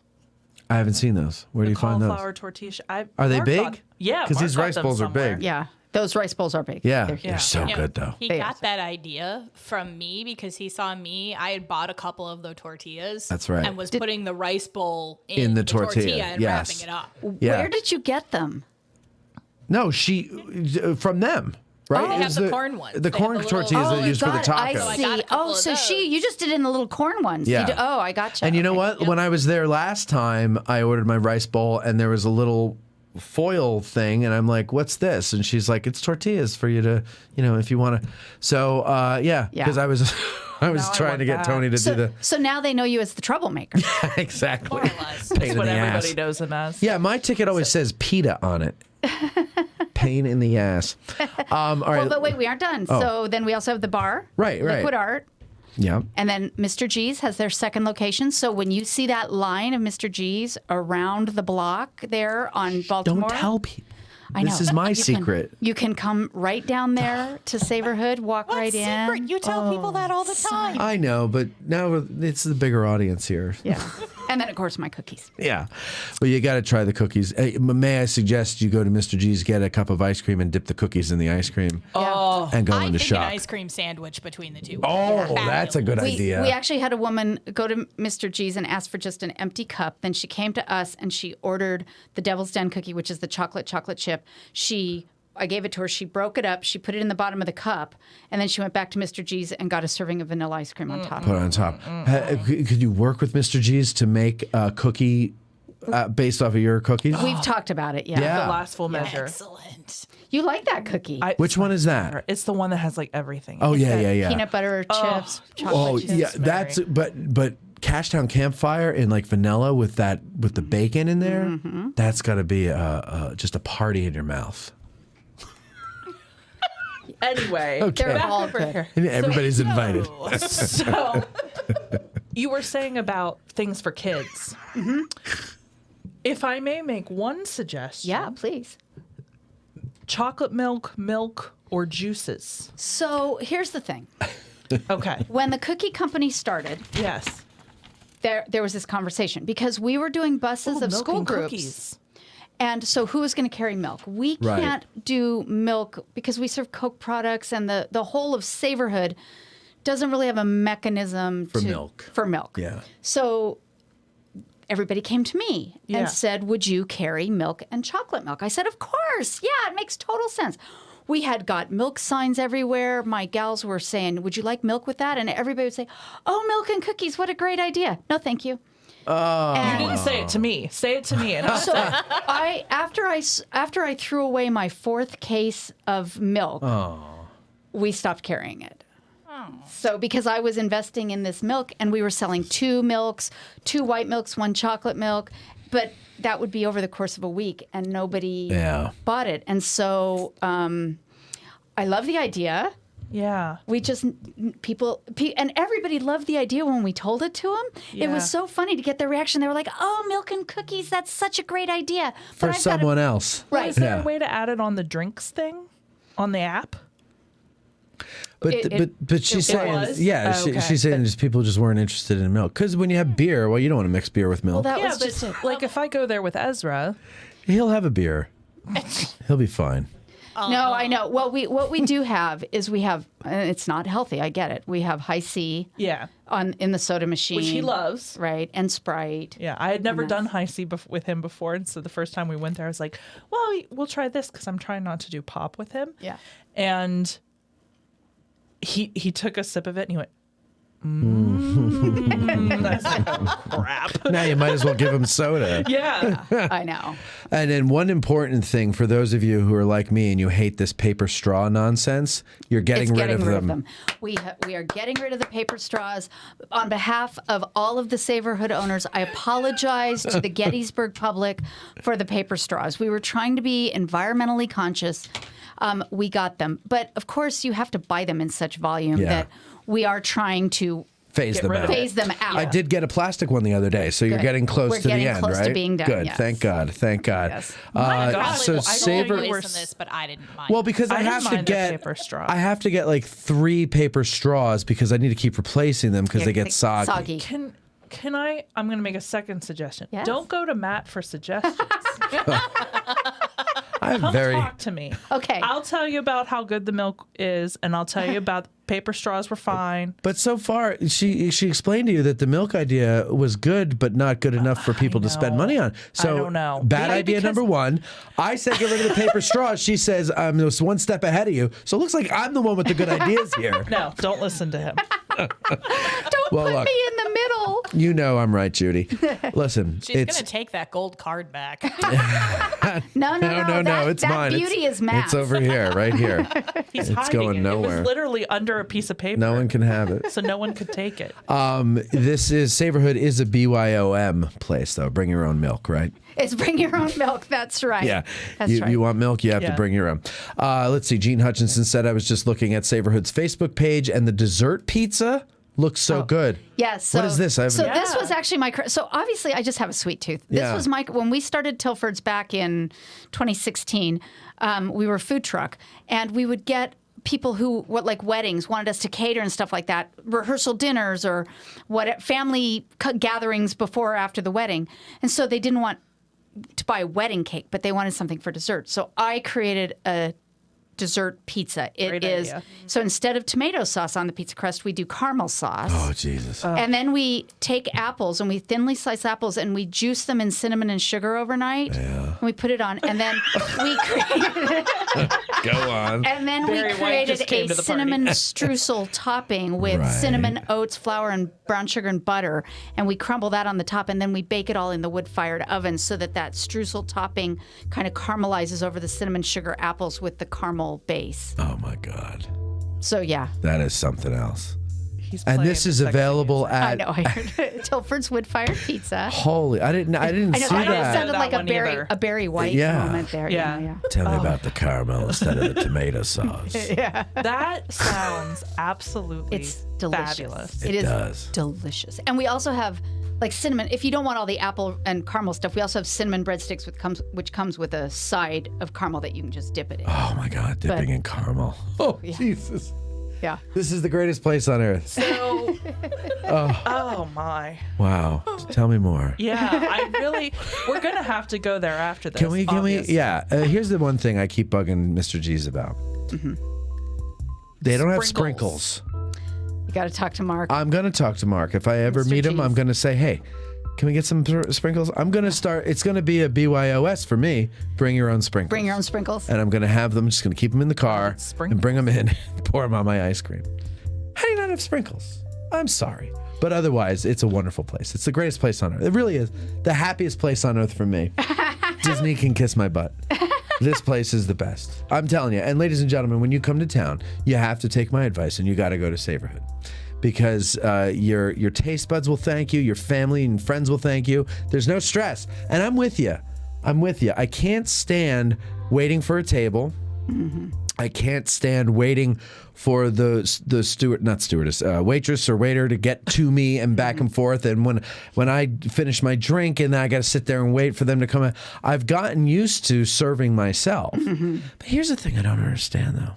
Tipping. What is the rule? What are we supposed to do? We had this discussion the other day. Yeah. When you go to places now and you're not actually being served, Yeah. are you supposed to tip? That is changing, and that's a good question. Yeah. I don't know that I have a great answer for that. You know, long before Savorhood and food halls, places like Chipotle, Noodles and Company, which are basically fast casual, they just stand alone. Right, you know, right. so we're just like that. We just bring a whole bunch of them together under one roof. Sure. So they started this. Starbucks does it too. You know, do you tip when your barista makes your coffee for you? Right. It's just like the person that you go up and order, like at Savorhood, if you go order a burger, that person makes your burger right there in front of your eyes. So they're doing the work, but maybe they didn't chat with you, or maybe they just said hi, but obviously they're not filling your drink. No. They're not any of that. I'm doing all the work after the food is made. So I just read an article recently that said that tipping in establishments where you are served, excuse me, I talk with my hands, so I'm sorry that I'm hitting all your wires here. It's fine. We don't need them. But if I unplug myself, you know. But places where you're served, the standard is going to about 20% tip. And places where you are served but not in the same way, so with counter service, not table service, you are urged to customize your own tip anywhere from 0 up to 15%. They're saying more and more the standard is between 10 and 15. But, you know, I've noticed around town a lot of them just default to 15, 20, and 25. Yeah. You know, so I would say, you know, I tell, like at the Gettysburg Cookie Company, we have a kiosk where you can order yourself, but it's kind of confusing because we have package pricing. So I ask my employees to please address the person and take their order. And so I think for my staff, they usually explain what all the types of cookies are. We always have samples out. Mm-hmm. They really, and I've empowered my staff. I hope nobody out there takes advantage of this, but if someone really wants to know what something tastes like and we don't have a sample out, I have them just take a cookie out and cut a piece off and give it to them so they can taste it. Okay. It's just good. You know, it's just good policy. Sure. So for them, they tend to get more tips because they've interacted with the customer, they've talked to them, they've actually served them, even if they haven't brought their cookie out to their table. Okay. Some of the others, you know, I don't blame people if you walk up and nobody's there and you order your pizza and you don't see anybody and you just get a text when it's done. I don't blame people who don't want to tip. I mean, obviously. Well, and also I always thought that you tipped because waiters and waitresses, they're busting their ass for you and other tables, but also they're making below minimum wage. So that's the thing. We do pay everyone a living wage. Right, of course. Yeah, we know that in that setting you're not going to count on tips the way you do in a traditional restaurant. Right. And so, you know, all of our staff is, I think, I don't know for every concept since I'm not running every concept, but I would imagine we are all anywhere from 14 to 17 an hour. Yeah. Yeah. So it's pretty good. Yeah. I'm not saying don't tip them if you want to tip them, but I don't know, because if I'd say no tip, am I being an asshole? Like, yeah. Are they going to spit in your food? Are they going to spit in my food? Right. Then I got to stand there and watch them make it. Well, so here's the thing. They don't see your tip on the transaction. Oh, good. See, now that's good to know. So zero tips for everybody. What they see is a cumulative total over the course of the day of how many tips have been made over the course of the day. So that's bad news if you're the first person. And then they look up the cumulative total and it's 0. Right. Then they go, oh, well, that cheap SOB, you know. Right. But then they spit on your cookie. But no. They don't really do that. She's joking, they don't. folks. I'm kidding. But generally, it takes them a lot of steps in those transactions to get into the back end to even look it up. So they have to care enough and have enough time to stop what they're doing, log into the back end of the POS system, pull up all the transactions, and even then that just goes into like a cumulative Okay. All tip right. total so for the day. So you're safe there, ladies and gentlemen, if that's what you're worried about. I mean, I do know these people. I buy all my food there, even though I could get it all for free, but I do buy it because every one of these people is a small business person. Sure. And I know every one of them is working their butt off for me. Yeah. And so whether I actually talk to them or not, I tend to tip. I will tip less if I don't talk to them. I tip more if they've really, helped me out. But I do tip. I figure I'm a very fortunate human being. I can afford to do that, so I do. But certainly you don't have to worry about anybody spitting in your food because they'll never know. Yes. Let's see here. Cliff McCurley says, love Savorhood. Legit, that's probably going to be the only place I eat when I'm in town from now on. There you go. Yay. And Matt's voice just dropped 7 octaves listening to the dessert pizza. Well, I hope your wife hears this. Now she knows the way to your heart, right? She's in the other room. She's not technically my wife, but but she'll learn. Anyway, we're going to go. Thank you very much for coming on, Judy. Ladies and gentlemen, you got to check out Savorhood, like I always say. Check it out. We'll be back with the news right after these words. Thank you, guys. Want to promote your Gettysburg business? Send an email to sales@addressinggettysburg.com.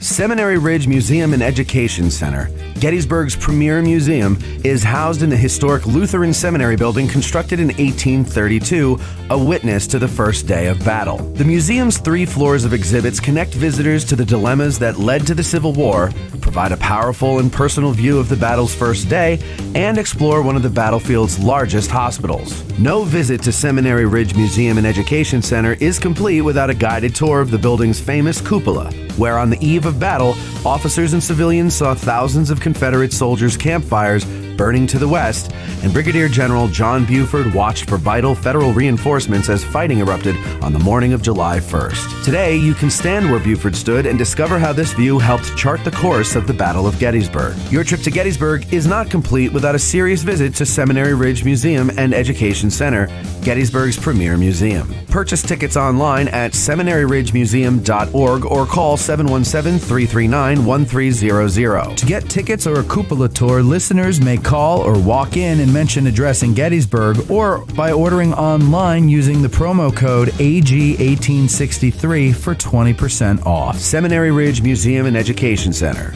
It began here. There's a devil to pay.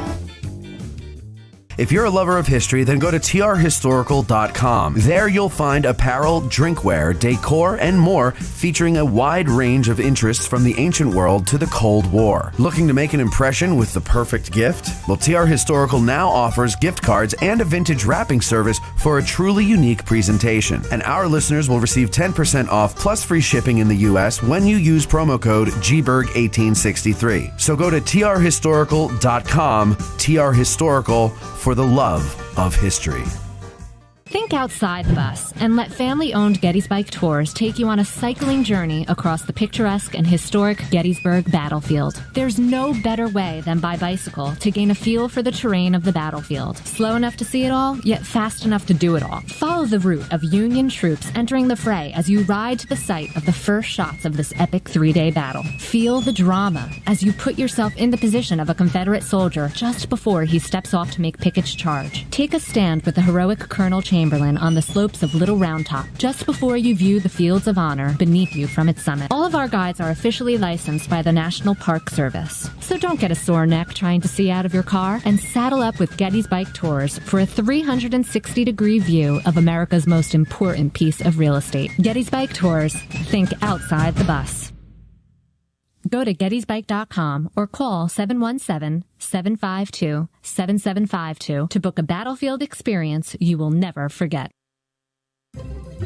You've heard us promote various ways that you can help us keep the show going, but one way we haven't pushed too much is our sutlery at addressinggettysburg.com/shop. That's a shame because we have designs over there by talented artists like Ty DeWitt of 1863 Designs and Mike Stretch of the Heritage Depot. So now we're promoting it.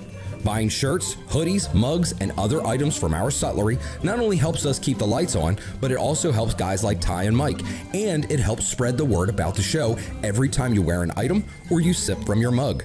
So head over to addressinggettysburg.com/shop and grab some merch. It's the perfect Christmas gift for the Gettys nerd in your family. That's addressinggettysburg.com/shop.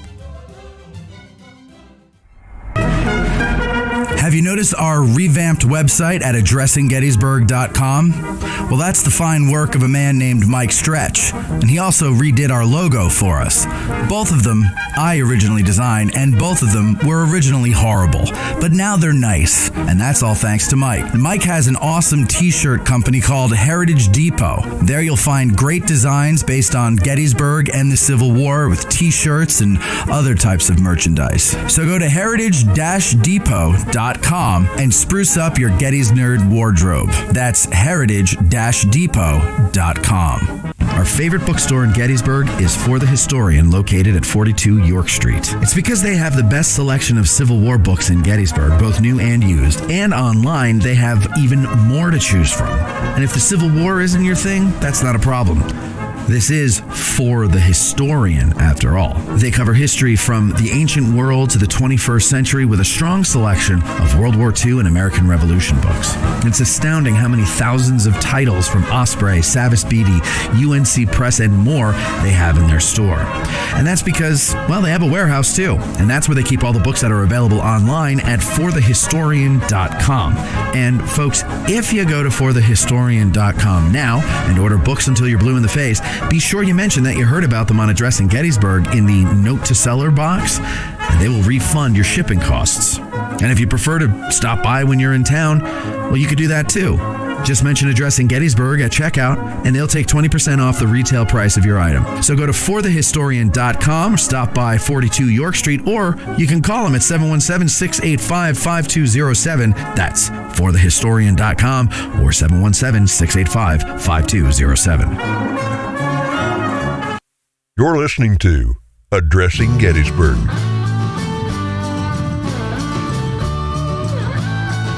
You're listening to the man who refuses to travel while single. I love that I never read these before I start them. Okay, all right. You're listening to the man who refuses to travel while single. Here's Matt.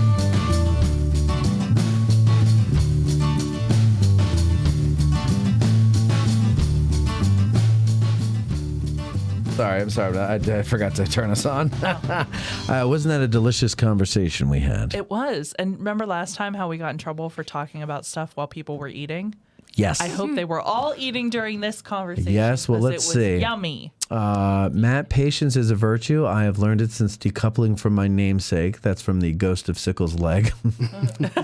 He says, hit the like button as well. Don't make me haunt you. Yes, ladies and gentlemen, please hit the like button, subscribe. Of course, patreon.com/Addressing Gettysburg is the way to support the show. Also, super likes, which apparently is a thing that you can do now. And people must know things. Super free. Let's see. Here's a tip. Watch out for cannonballs, also from the Ghost of Sickles. All right, with the puns. All right, let's see. So before we let me see what I want to do here. Let me do this first. I'm going to do this first. Got a voicemail. You know, when you call the number for 717-420-1978, not only is that available, when we're doing the show, but when we're off the show, you can call and leave a voicemail. And we had a voicemail, and so I want to play that for you guys ahora. So here we go. It's Grant from Australia. Just calling to really enjoy the show tonight. Looking forward to That's What She Said. Sounds very exciting. It'll be good to have a Addressing Gettysburg show with a decent host for once. And that cam stuff was hilarious. Thanks. Bye. He liked the cam stuff, and he's glad that we might have a decent host on. Thank you. From the Gettysburg Museum of History Studios, you're listening to Addressing Gettysburg. That's what she said. First episode of that is coming out mid-September on a Wednesday. What was his name? Steve Carell? Oh, that was Grant from Australia. Steve Carell, thanks for that call-in. That was Grant. Grant from Australia. That was so sweet. Yeah. Good day, Grant. Good day. Another shrimp on the Barbie. I've been I can't do Australian a lot accents. of Bluey That's, lately. that's all I could think about. And I was like, that is Bandit calling What is right it? now. What is it? Bluey. Bluey. It's a kid's show. You have to have children. and they're okay. they're from Australia. Almost sounded dirty. And Grant had that accent, which was so cute. Yeah, well, that's the Australian Grant, accent, right? Grant, you're my new favorite. Or nor. That's the only. Somebody told me, like, if you want to do the Australian accent, and you want to say razor blades, let's say, okay? Well, no, this was the exercise, okay? Say razor blade. Because they're teaching you how to do the accent, and so it's just 2 words. It doesn't matter. right. Well, you Okay, just okay, listen. I'm listening. So you want to say razor blades, okay? Uh-huh. You want to say it like an Australian. You say rise up lights, rise up lights. And that is supposed to be how you get the Australian accent. I don't have an ear for it. I love the Australian accent. I can't do it. I can't do any of it, It's really. very cute.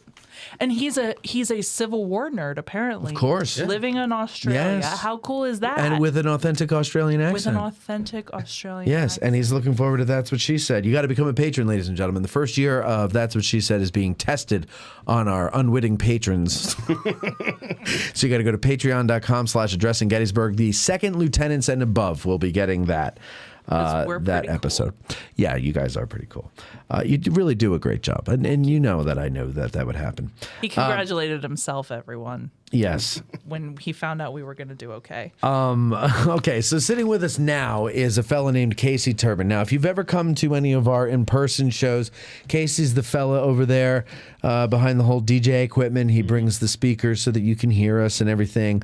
But Casey's really been a very good supporter. That second Winchester show that we did that came out back in June, we recorded that in April, and he arranged the whole thing, put me up in a hotel.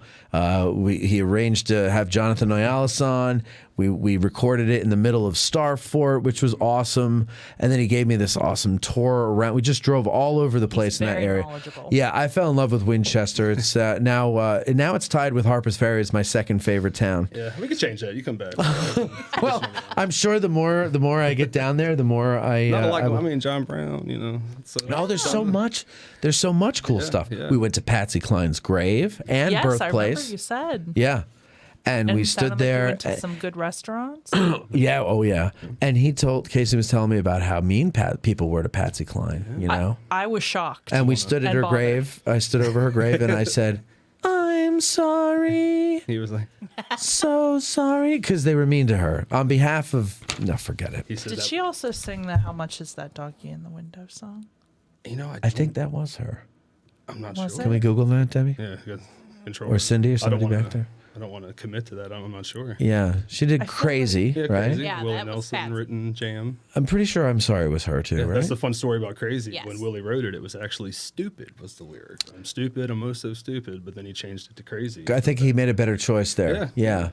Isn't that interesting though? Like the Beatles, scrambled eggs. That was yesterday. It was scrambled eggs for. You don't have you have the melody, you have the rhythm.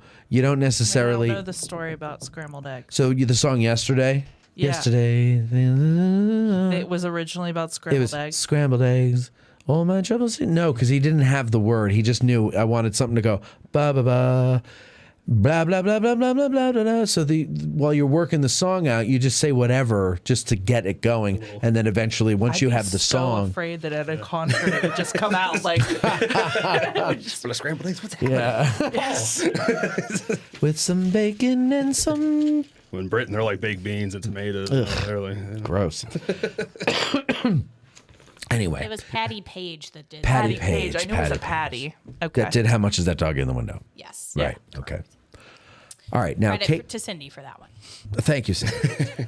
Now, Casey is here to talk about something new. Now, how did this come about here, Casey? The Addressing Gettysburg Film Club. We already have a book club. Yeah. So how did the film club come about? Honestly, anniversary weekend, I was hanging out with Stephen Byers, the Got it. commanding officer of book club, our fearless leader, and we're just kind of chit-chatting, and I think I probably had a couple drinks, went back to the campsite, and Probably had a couple. so it was like, we need to watch some movies because that's easier to do than reading in this current state. No, not really, but no, just talking to Steve and thought this was a natural thing. I mean, even when you and I talked about it, it was like, why didn't we do this right away? It's just, it's not. I can't even say it was a light bulb moment. What was the first thing I said? It's like, how did I not think of this? I love movies. Like, how did I not think of a film club? Yeah. Honestly, I didn't know. Because it wasn't movies you were starring in. Oh, that's why.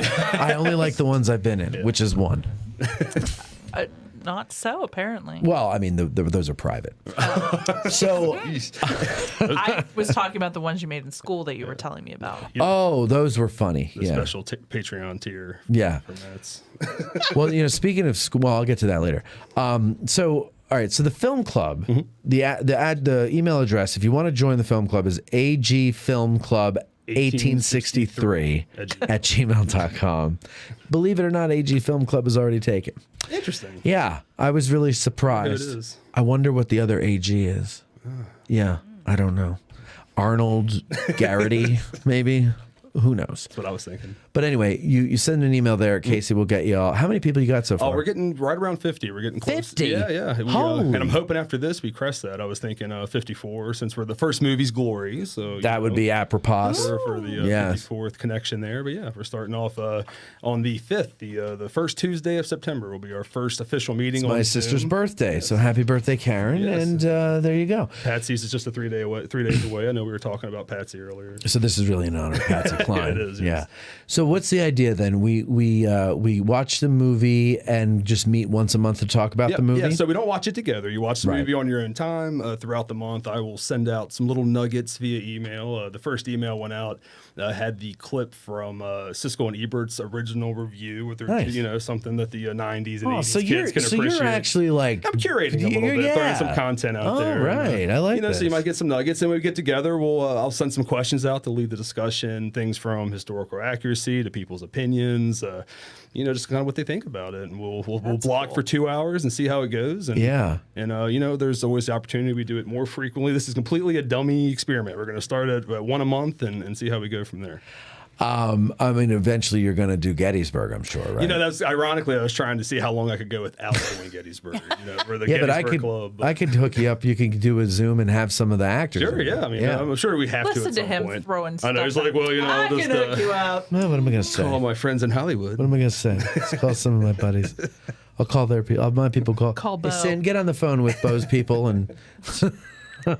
No. So definitely It's will be not that a important. Democratic group. I will send some options out and let people pick our next movie. Is there also an option for if you don't want to watch it by yourself? I mean, I assume that there could be some friends and partnerships. Like a meetup? Yeah. I mean, we haven't done that yet. I know Matt and I have chatted about potentially if it takes all. Do you know that on Amazon Prime you can have a viewing party? Do you know this? I've heard of this. Yeah, I've never done it. I just see the option under movies. Mark does it. Does he? Mhm. So how does it work? I honestly don't know, but whenever the new Star Wars episodes come out, he and another guy from work, they watch them together at the same time, and you can kind of talk while it's happening. Okay. It's interesting. Yeah. Yeah, we'll see how that. We'll have to when see. that That's group what meets, we'll we'll look see. into. Yeah, Yeah, we'll that's see how something to this, look into. But I comes don't together. want to. I want to be in the room with somebody. Well, you can have somebody in the room with you. Yeah. Well, you bring Mark over or something. Mark doesn't watch movies like that. Ooh. I'm with Debbie. you, Bethany. Debbie's a friend. I'm in. Debbie. 100% in. Thank you. I know Thank you. six questions is in the chat. I'm sure he's always looking for friends to he'll be a stalwart Notice member. how the two men that I'm talking to don't offer to watch the movie. Well, I with was me. gonna say- And I'm in I have to have Debbie. I have to have Debbie come to my rescue. Who is happy to come to your rescue? I was That's just- thinking These guys. I was just Can gonna I say. be any more hold of on. a not exciting movie watching partner? Relax. I can't even get my wife to watch it with me. I'm working on it. Yeah. Mark won't watch these movies with me. Here's what I'm thinking. I was gonna say, because Cindy and I have talked about this. I said, one thing I'm really looking forward to is hosting people and having people over the house. I don't have people over now because my place is so small. There's no room to really entertain. Like, I it's haven't enough for cleaned it me. yet. What? I haven't cleaned it yet. Well, and that too. You have to come over and clean it, but forget it now. Anyway, so you know, once we can find a place, like I'm gonna have people over. We're gonna do things. I like to cook. You know, yeah, but I'd never get a chance to do it because who am I going to cook for? So I eat at Savorhood. Feels like a Patreon episode. You in the kitchen, little Cooking with apron Matt. on. Yeah, The chef's hat. God. Yeah. They can test Civil War recipes. Get like the Godey's Ladies book with all the recipes. Oh my God, I'm not what a that- great idea. I'm not that good of a cook. I'm not that good of a cook, folks. But, you know, Oh my God. when I say cook, I mean I could pour Cheerios into a bowl. Can you do the Julia Child voice? Yes. Wait, how did she go? She was we're going to take the mistakes are meant to be made. Mistakes are meant to be made. Now we're going to make a lovely cream fraiche today, and we're going. Is that her voice? Yeah, yeah. kinda. Okay, pretty good. I don't remember. It's been a long time Oh my since God, I did a love Julia her. Child. Love. Love. She's dead now. She is. R.I.P. Remember when she died? It was a very sad day. It was. Very sad day. Dan Aykroyd didn't know what to do. He used to play her on Saturday Night Live. That's what I mean. Okay, so anyway, so now people, you got 50 people now, okay, and so you say Glory is the first movie. Watch it on your own time. Watch it on your own. That's great. And now if so I'm a guy who's interested in how they make films, right?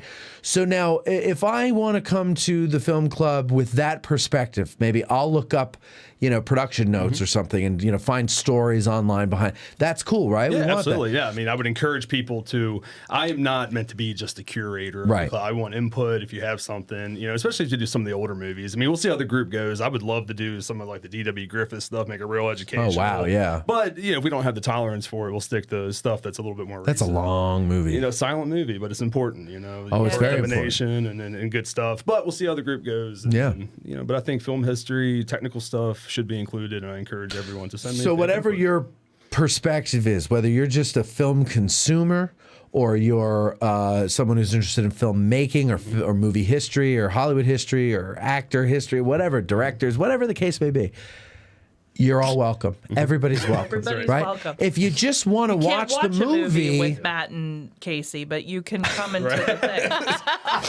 From what I understand, Veronica's not a big movie person. So no, maybe you guys she's should start she's more of a music person. Yeah, we got to drag her into that. No, but so yeah, like you can come in. Everybody's welcome, whatever your perspective is, and just talk. It'll make it interesting. I think, absolutely, right? for sure. And maybe one day if this thing grows, maybe we can do like an in-person viewing at a theater in town. Yeah, we've definitely talked about All it. together. Yeah, I know there's a location In one place. mind. Right, because Bethany clearly needs a bunch of people around. Are you okay? Are you crying? No, I feel You have like a tissue in yours. like a sneeze or something coming. Building up. Just make sure you're looking straight into the camera when you sneeze. So we can get a freeze frame of her going. Like a Gallagher show here. The Gallagher. Get plastic on. Didn't he die last yeah, year? yeah. Poor Gallagher. Okay, we have someone asking what time are these film meetings? Yep, 8 p.m. 8 p.m. We're gonna, like I said, we do the book club, and we start at 8:30, and we try to end by 10.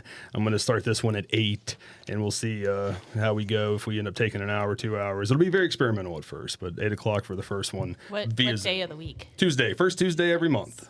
First Tuesday of the month. That's right. Tuesday. What was Tuesday? Thursdays, Thursday, Fridays. Oh, that was after the god of two. Yeah. Of course. The god Googler's Tway. What? Googler's on it. Googler's on it. Good God. Good two God. people, like when you have two people sitting to watch a movie. Yeah. Tuesday. Yeah. I didn't realize you were trying to get us. First of all, Casey lives in Winchester. He's not going to come up here and watch a movie. Yeah. I'll watch a movie with you. We can sit in the thing there and watch a movie. Okay, whatever. Just gonna sit over here and cry. One more time, AG Film Club 1863 at gmail.com. Casey Turben is. We're on Instagram also. It's AG Film Club. AG Film Club on Instagram. And how many followers you got now? Just over 100. Good. We're not, we're getting there. Yeah, But just after this started it. appearance, people get out there. People in the club share, encourage your people in your circle. Maybe not in the AG community yet. To meet some of us weirdos and enjoy. You're definitely weird. We're definitely that. All right, good. So thank you for coming on. I'm looking forward to this. I think this is actually a club I could participate in because how long does it take to watch a movie? Yeah. 2 hours. Yeah. Hour and a half. I wouldn't know. Well, trust me, as a guy who's watched them alone, that's about it. I'm going to try to do these. Glory's one of my favorites, and it's the inaugural one, so I'm going to definitely make sure that I'm there for that. Tuesday nights tend to be better, of course, and I'm looking forward to it. Casey, I think you're going to do a great job. Another thing, just real quick, we've been talking for like a year now, 2 years, Yes, for some time, I think, it's been a while. about addressing Winchester with Casey as the host, and Winchester has so much history, Civil War and otherwise, and it's such a cool town that I think that's the perfect place to franchise the addressing blank thing. What? The addressing blank. Well, I don't have a bleep button. I don't have a bleep button with me, so I just had to do that. His men elegantly. Oh, Cameron, Jesus. Yeah, that's it. Okay. So before we get Wow, this whole show. we got to get to Savorhood. I'm starving, but let me get through some of these things here. Next week, hopefully, I finally have. I don't know if you were here, but a while ago, one of my childhood friends was texting my sister. Doug's coming. Who? Doug's coming. Doug. I never knew a Doug. I would never be friends with a Doug. Dave. Who's the Pete. Paul. Pete. No, Pete's not coming down. Who's Doug? I don't know. Okay. All right. I don't know. I've been calling him Doug. Well, it's Pete. Pete. Totally Is different Pete letter. coming? Nope. That's not it. He got it. I mean, he got in touch with me. This is a kid named Mike. We used to call him Mikey. My nickname for him was Crash because he was the worst at riding a bike, and he crashed head on into the neighbor's fence once. I don't know how that happened. Okay. But for years, the wood had a scratch in it from where his bike hit, and every time I look at it, I just crack up. Anyway, he was going through a box of old cassette tapes that he had, and he found a tape. No. Yes. No. He found a tape that we made. And just to prove to you how I never give up on anything, I've been doing this stupid radio show since I was 9 years old. I think we're probably 9 or 10. What year did Kokomo come out? Can you look that up, Debbie? By the Beach Boys? Because I was singing it a couple times in there. So it had to have been whatever year that was. I remember Did you it was let Cindy listen to this? No, I just got it on Saturday and I just digitized it Sunday.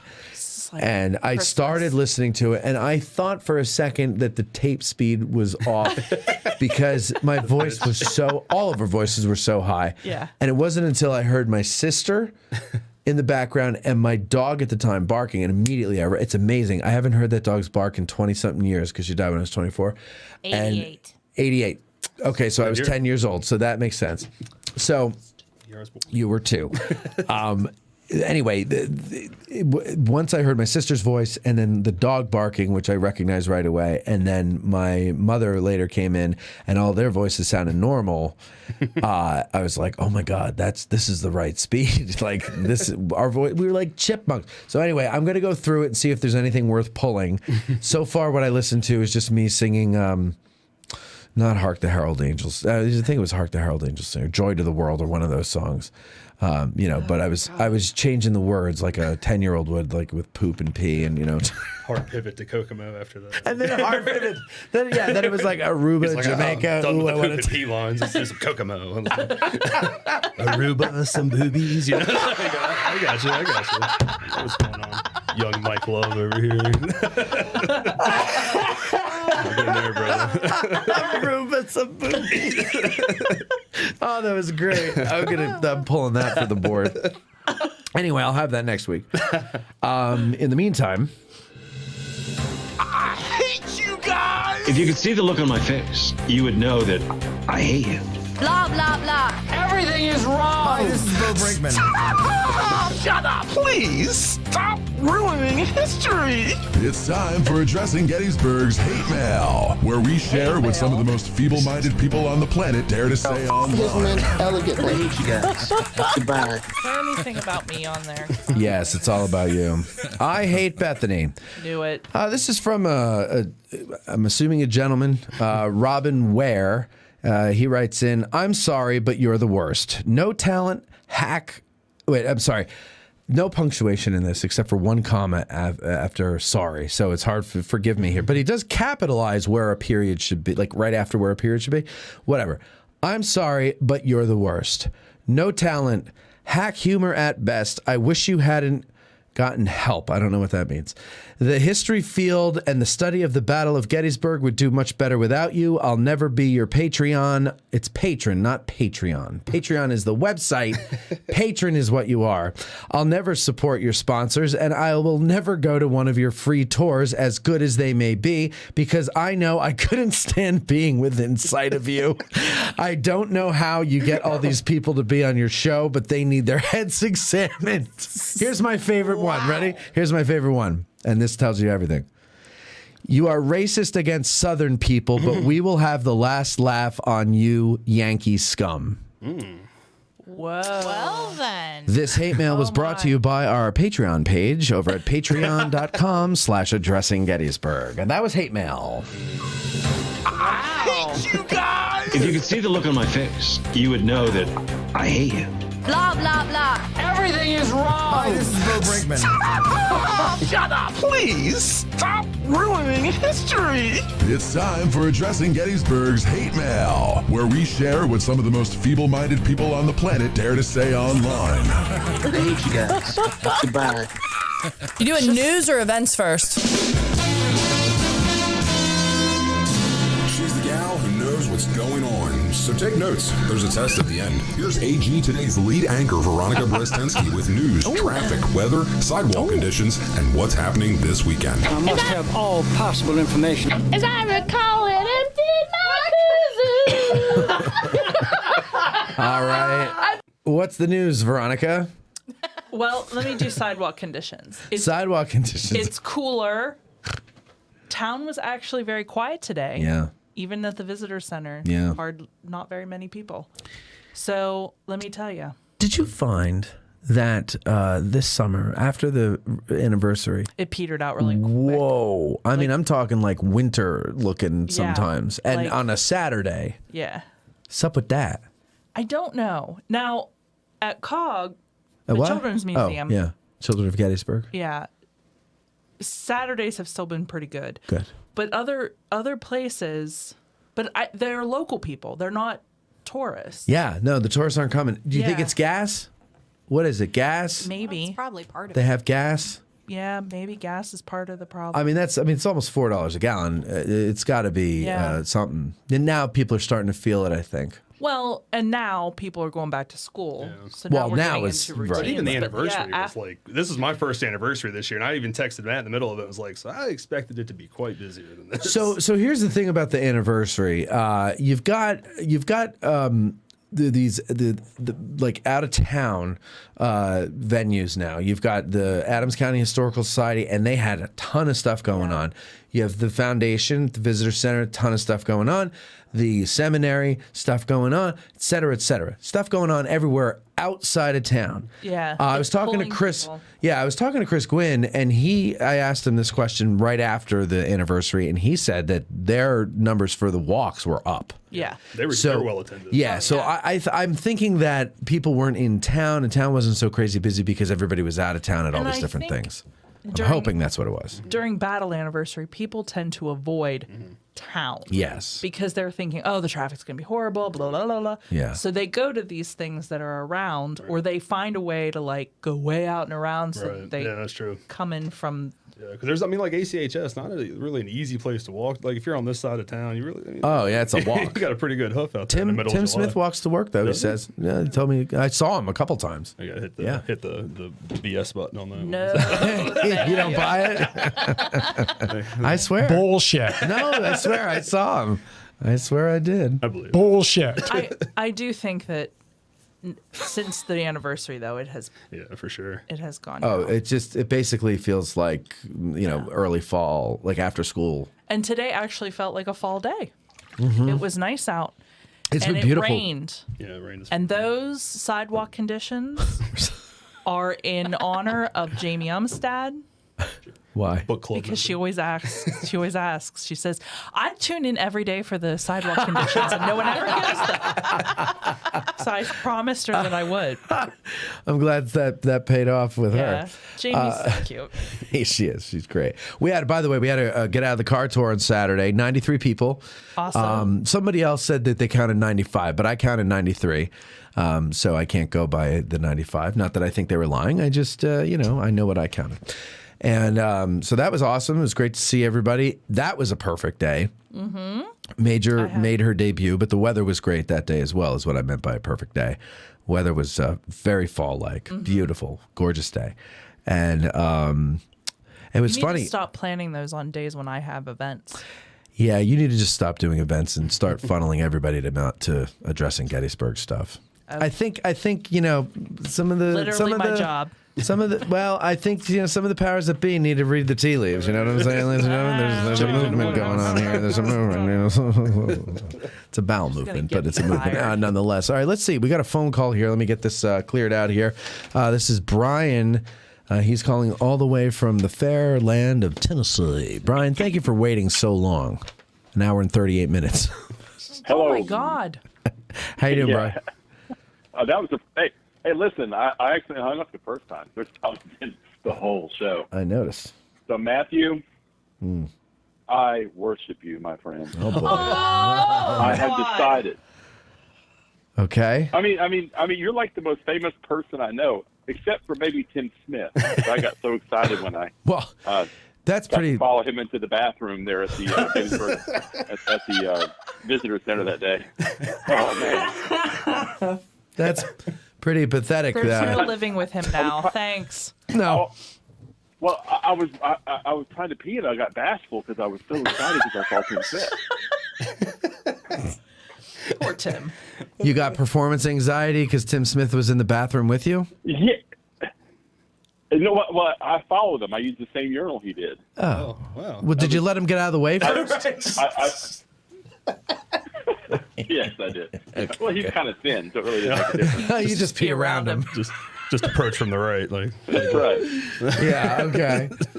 No, really, of course, Tim Smith, but let me just, please, if I can fake some modesty here. Tim Smith is the one who should be adulated. He's actually accomplished things in his life. But thank you anyway, Brian, for saying that. Yes, I think he should be adulated because that sounds like a Tim Smith word. Is adulated the word or is it aduled? Yeah. It's not aduled. I don't think it's either one. No, it's adulated. Of course that's a word. Yeah, go ahead. Okay. So I'm concerned about you can't find a place to live. So I've thought about this. I've ruminated. I've spent some time, and I've decided you need to get a pair of dark glasses. And then you're going to take all your groupies from Addressing Gettysburg, and you're going to move out to the Daniel Lady Farm. Okay. And you're going to sit around every night, and you're going to recite Coddington, and we're going to repeat with you. How boring is that? I mean, no. Listen. We're going to have a Kool-Aid night, a special Kool-Aid night. This felt kind of Jonestown for a minute. Jonestown, Pennsylvania. Are we going to then go to Ghana or wherever the hell that was? Yeah, we're gonna do it Daniel Lady Farm. If you want to, we can go as far as Maryland, maybe like that. No. We could all live there. I mean, Veronica can go out there and she can sing out in the field. Oh yeah, that would be wonderful. That would be great. She would be wonderful at that. Bethany. As I recall, Bethany can bring kids.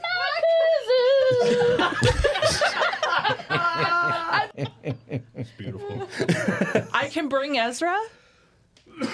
Well, yeah, you got to bring your family. Yeah. We need everyone to get indoctrinated. Okay, so. we're gonna have. So what are you saying then? You're saying we're Mike starting a cult, And everybody, we're all good. So why don't we just do it this way? Well, I got it. Why don't you all just turn over your life savings to me? I'll find a property. We'll build a compound. And we'll make to all become patrons. Instead of but just Mormons, we'll be morons. Be like Joseph Smith. We're the morons. The morons. That's perfect. Yeah, we're not Mormons. We're morons. That's right. Yeah. But our fearless leader does die in the story. Just think about it. Of course, naturally. Go ahead. What? Eric, the producer, could show up every so often and just like ex-marmy to everybody. And then Les could teach yoga classes. Okay. With all of his grace. And then Cameron can be the musical director. Exactly. Oh my gosh. You're sharp on the trumpet.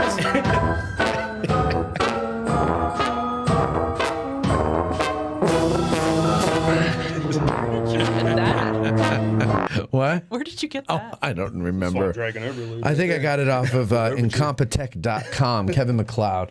Anyway, Brian, that's a great idea. Why don't you scout out some land, and then we'll put the word out that everybody needs to turn their savings over to me so that we can then go buy the land, and then what? Listen to me reading Coddington? Matt, Yes.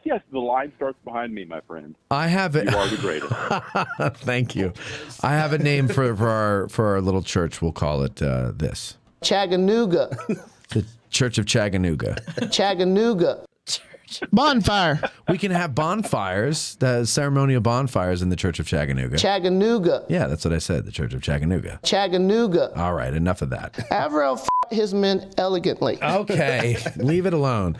Well, listen, Brian, I appreciate your support, and I really do. You and September, you guys are great, and thank you for all the support you've given, the coming out to the shows and all the other stuff that you do, the tours. All that stuff. Of course, I know you're joking with the worship and the adulation of me and all that stuff, but it's a funny joke anyway. Thank you very much for that. Are you the one who wrote the hate mail? No, I'm just kidding. No, sir. But I have ejaculated to you before. Okay. Or adulated to you. Oh my God! Now that porn stuff. Oh Jesus! This isn't that show, Brian. What is wrong with you? I'm sorry. Ezra's listening. I'm drinking wine. I'm sorry. Oh my God! Sorry, Ezra. That's terrible. You guys suck. All right, listen, Brian. Thank you very much for the call and everything, and thank you for that dirty joke. He hung up. Peace be with you. Okay, peace be with you as well. Thank you very much. Good God in heaven. Well, that's about it for me here, ladies and gentlemen. You got anything else you want to add, Beth? Debbie, didn't you say you had an event or something to tell people? Yeah, I got to get better adhesive. Deb, didn't you say there was something you wanted to tell people about Yes. something coming up? Go ahead, tell us. Well, something I was reading today, because we've talked several times now about what's been going on in Hawaii. Yes. With the fires in Maui and whatnot. And I get the emails from the National Trust for Historic Preservation, which is like the American Battlefield Trust, but much bigger and for a lot more things. They have set up a fund because apparently that town, whose name I cannot pronounce. Lahaina? Yes, that one. Was very historically significant. Yes, sacred. Center of the Hawaiian kingdom and all that kind of thing. So they lost quite a lot of culturally significant artifacts and buildings. Yeah. So they have set up a fund to start looking at how can they preserve what is left, how can they rescue what is left, and keep it what they do still have around. So if you go to their website, you can just search Maui fires and that will pop up. What is the website again? National Trust for Historic Preservation. Google that. Trust for Historic Preservation. Okay. Yeah. That was an aspect of it I hadn't even really thought about, because obviously the first priority is the people themselves, and you can donate to all the usual places for that. We've talked about that before. And that's still the top priority. But then, once they get through, okay, everybody's got their basic needs, that's another level that I hadn't thought about until I saw Yeah. an email that made me go, huh, this, because so many of us are preservation minded. Sure. That, that I thought that might be something our readers would be interested. Well, it's good to know. That's good to know, and I'm gonna type it in the comment section here right now. National Trust for Preservation. For historic preservation. Thank you very much for historic preservation. There we go. Sorry for the typo, folks, but I don't have time. Okay, that is good that they're going to do something about. Because I wondered about that. Is there anything? Because I know that Lahaina is like a sacred, place for Native Hawaiians, and there's a lot of museums and other historical sites that are just gone. And I wondered if there's anything left or anything like that. We know now that the citizens will be okay because they have $700 per household to rebuild, so everything will be okay there. So now we can move on and worry about the historic artifacts. Right? What? Nothing. Of course, I'm joking. $700 is not going to rebuild your life. That's smarm I'm throwing at the federal government there. But this is a good thing to do. So, and then for us, that's a good thing that we should point out to people because we are a history show, of course. Exactly. People saying, what are you talking about? You haven't talked about history all show. Because this isn't the history show. Everything else we do is history. One show a week. I like to have a little fun. And then that means that the national park people, the crew that goes to sites that have been damaged and things like that. Yeah. They've been dispatched as well. Oh, right. Sure. So. Well, I hope everybody. I've been watching the stuff on YouTube about Hawaii. You don't watch it on the news. You just go find, because people have their own cell phone videos that they've been putting up, and it's insane. No wonder the news is barely talking about it because it's really evil what's being done to these poor people, and it gets me pissed off, and I don't want to get into it right now because we had a fun show today, and I want to eat at Savorhood, so we're not going to talk about it. But those poor people, I feel my heart goes out to, and we have some listeners that are out there. Your sister's out there, Debbie. Yep. And our friend Ollie is out there, and I think we have a couple of other people out there that listen, but I don't know them by name. Anyway, we love you all, and we hope that. Everybody's safe. Yeah, well, I hope you're all safe, and it seems like there's nothing but bad news that comes out each day, and it's worse than the day before, and it makes me want to cry, the whole thing. It's horrendous. And so that's it. Thanks to Mr. Potato Head, $700, says James Thompson. Okay. All right. Anyway, ladies and gentlemen, that's it for us. You doing news or events first? No. Oh, my God. That's not what I meant to hit. I meant to hit. Oh, God. This thing is so slow. Sure. I got to get a better button system here for this part, but whatever. We're done. AG Film Club. Don't forget, AG Film Club 1863 at gmail.com. Thanks to Judy. We're off to Savorhood. See you later, folks. Addressing Gettysburg Today is produced by Matt Callery and Veronica Brestensky, Esquire, and broadcasts from the Gettysburg Museum of History Studios. Engineered by Colby Sumner and sometimes someone else. Guest accommodations are provided by the guests themselves. Who are we? Vanderbilts? But if you want us to take better care of them, become a patron at patreon.com/Addressing Gettysburg. I'm Huevos Grande, the voice of Addressing Gettysburg. Thanks for listening.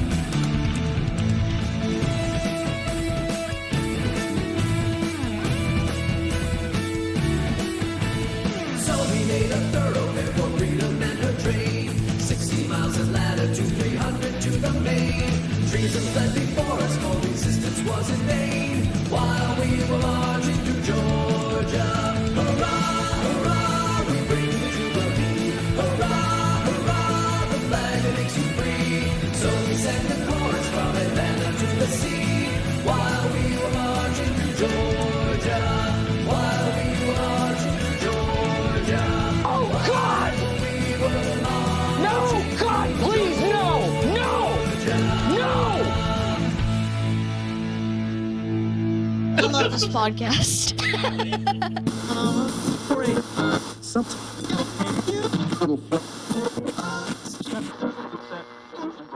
This concludes our broadcast day.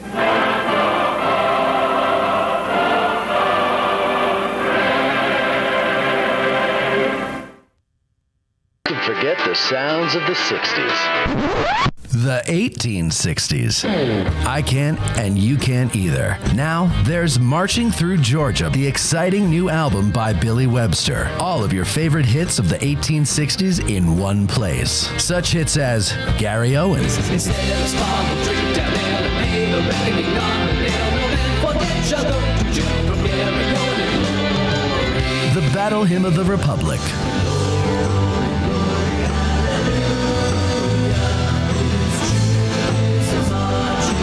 All Quiet Along the Potomac Tonight,